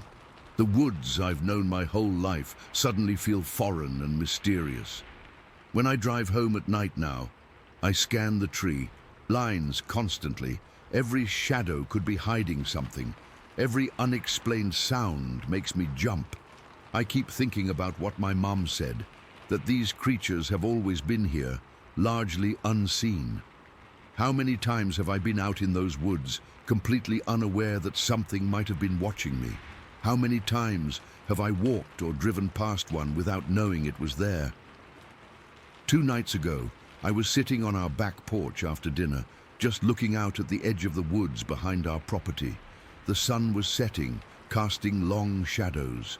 For a split second, I swear I saw something move between the trees, something tall and dark. It was probably just a deer or my imagination, but my heart nearly stopped. I haven't told anyone else about what I saw, not my friends, not my boyfriend, no one. Just my parents and now, well, you guys. I'm not sure what I'm looking for by sharing this. Validation, advice, maybe just the comfort of knowing I'm not crazy or alone. I don't know if I'll ever see that creature again. Part of me hopes I never do, while another part is strangely curious. But one thing's for certain, I'll never look at those woods the same way again. And every time I stop at that T intersection, I hold my breath. Just for a second, wondering what might burst from the trees. Story 16. I still don't talk about what happened that day much. Most people think I'm crazy or making it up. But I know what I saw at Wellington Lake in the summer of '78, and it still makes my skin crawl when I think about it. It was July, I remember, because it was hot as hell and the kids were driving me up the wall being cooped up in the house all day. My husband Tom suggested we pack a picnic and head out to Wellington Lake for the day. It's south of Buffalo Creek, about an hour's drive from where we lived back then. The kids, Jimmy and Sarah, were 7 and 5 at the time, and they were beyond excited. We loaded up our old station wagon with the usual stuff, a cooler with sandwiches, some potato salad I'd made the night before, chips, sodas for the kids, a couple beers for Tom. I packed towels, sunscreen, the whole 9 yards. Tom brought his fishing gear, thinking he might catch something while the kids and I splashed around in the shallows. We got there around 11 in the morning. The lake wasn't too crowded for a summer day, which was nice. We found a good spot not far from the water, but with some shade from the pines. There was this massive boulder about 30 yards from our blanket, the kind of landmark you'd use to remember where you'd set up camp. Everything was normal at first. The kids were playing, Tom was setting up his fishing rod, and I was arranging our picnic. It was peaceful, you know? Just the sounds of the water lapping at the shore, birds, distant voices of other families. I remember feeling so content.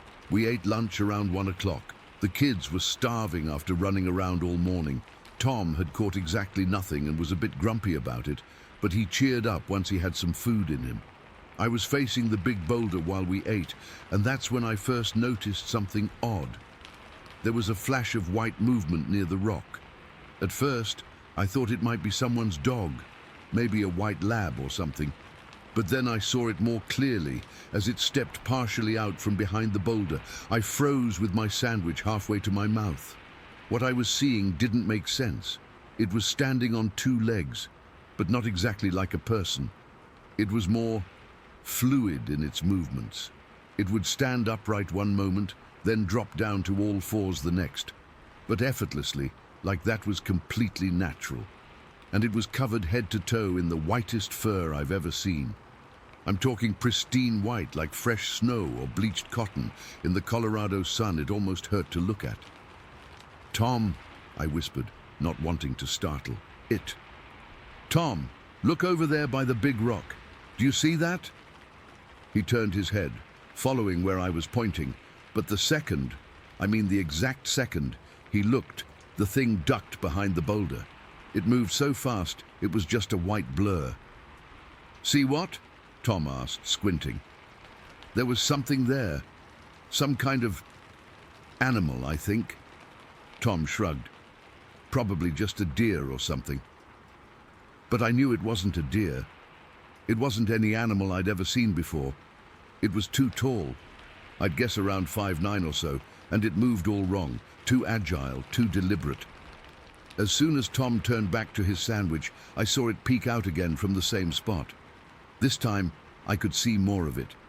The white fur covered its entire body. It didn't look like a bear, not at all. The proportions were wrong, and besides, there aren't any white bears in Colorado, just black bears. And this was definitely not a bear. "Tom!"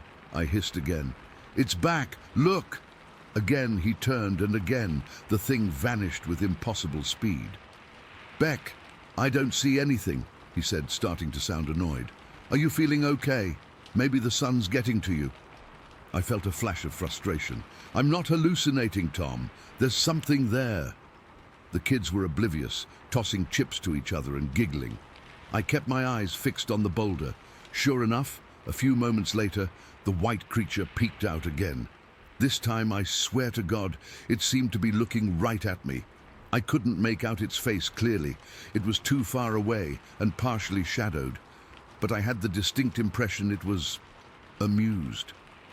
This bizarre game continued for maybe 15 minutes. Every time I tried to get Tom to see it, the thing would vanish, only to reappear when Tom looked away. After the 4th or 5th time, I realized what was happening. It was playing with me, deliberately. It knew exactly when Tom was looking and when he wasn't. That's when the fear really set in. This wasn't just some animal acting on instinct.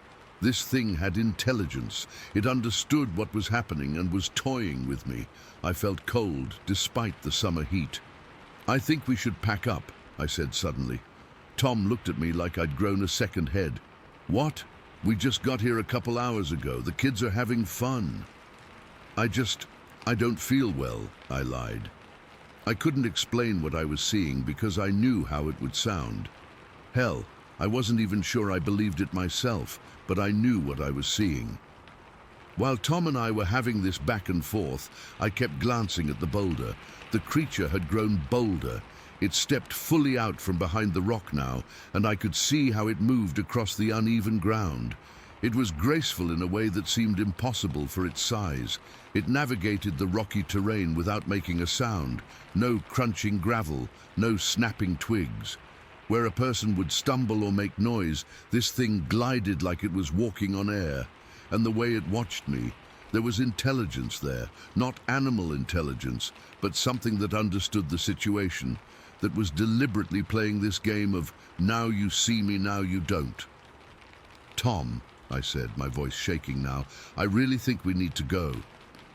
He must have heard the fear in my voice because his expression changed. "What's wrong, Beck? You're scaring me." I couldn't take my eyes off the creature. It had moved closer now, maybe 20 yards away, still partly using the trees and rocks as cover, but definitely coming toward us. "Get the kids," I said quietly. "Don't make a big deal out of it. Just say we're going to explore another part of the lake." Tom looked confused but nodded. He called Jimmy and Sarah over and they came running, faces flushed with excitement. As we started packing up our things, I kept watching the white figure. It had stopped moving closer, but was still observing us. When Tom was busy stuffing towels into a bag and the kids were helping gather toys, it did something that still haunts me. It raised one hand, yes, a hand, not a paw, and made a small waving gesture at me, specifically at me. My blood ran cold.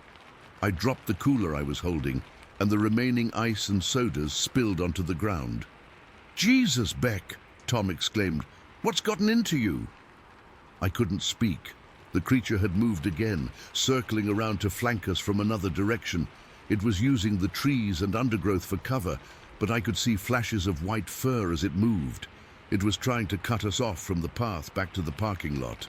"We need to go now," I said, grabbing both kids by their hands. "Leave the rest.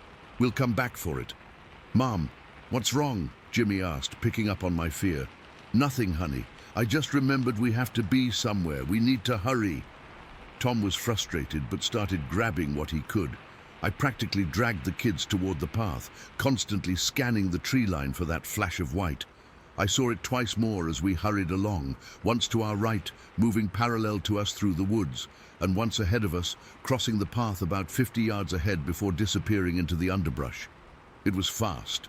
Much faster than we were. It could have easily intercepted us if it wanted to, but instead it seemed to be herding us, or just continuing its game, testing our reactions, watching how we responded to fear. The walk back to the car was the longest 10 minutes of my life. The kids were whining, confused by the sudden change in plans. Tom was irritated, thinking I was overreacting to something. And I was terrified, watching every shadow, every movement in the trees. When we finally reached the parking lot, I all but shoved the kids into the back seat of the station wagon. Tom was throwing our half-packed gear into the trunk, grumbling under his breath. That's when I saw it one last time. It was standing at the edge of the woods, partially hidden by a large pine tree, but clearly visible to me. In the direct sunlight, it's white. Fur was almost blinding. It stood upright, taller than I'd thought initially, maybe closer to 6 feet, and it was still watching me. "Tom," I said, my voice barely above a whisper, "start the car, now." Something in my tone must have finally gotten through to him because he didn't argue. He got in and started the engine. As we pulled out of the parking space, I kept my eyes on the creature, and I swear on my life, as we drove away, it stepped fully into the clearing and raised both arms above its head, almost like it was waving goodbye or celebrating. The drive home was tense. Tom kept asking what I'd seen, and I couldn't explain it in a way that didn't sound crazy. Some kind of animal was all I could manage. The kids eventually fell asleep in the back seat, exhausted from the excitement and confusion. I never went back to Wellington Lake. Tom and I divorced 2 years later for unrelated reasons. But I think that day put the first real crack in our marriage. He never believed me, thought I'd had some kind of panic attack or heat stroke. Over the years, I've told this story to exactly 4 people. My sister, who believes in everything paranormal and was more excited than scared by my experience. A therapist who gently suggested I might have experienced a stress-induced hallucination. My current husband, who doesn't believe me but loves me enough to pretend he does. And my daughter Sarah, who's now in her 40s and thinks it's just a weird story from her childhood. But I know what I saw. It wasn't a bear, wasn't a person in a costume, wasn't any known animal. The intelligence behind its actions, the deliberate game it was playing, the way it moved with impossible silence and speed over difficult terrain, this was something else entirely. I've read about Bigfoot sightings since then, but this doesn't fit those descriptions either. Whatever I saw was smaller, whiter, more agile, more playful in a disturbing way. Like a child playing hide and seek, but with an edge of malice. I've never heard of anyone else encountering something similar in that area. Sometimes I wonder if I was the only one it chose to reveal itself to, and why. Was it just passing through? Does it still live there? Does it still play its games with unsuspecting picnickers? I don't know. But to this day, when I see a flash of white out of the corner of my eye, my heart stops for just a moment. And I never, ever go hiking alone.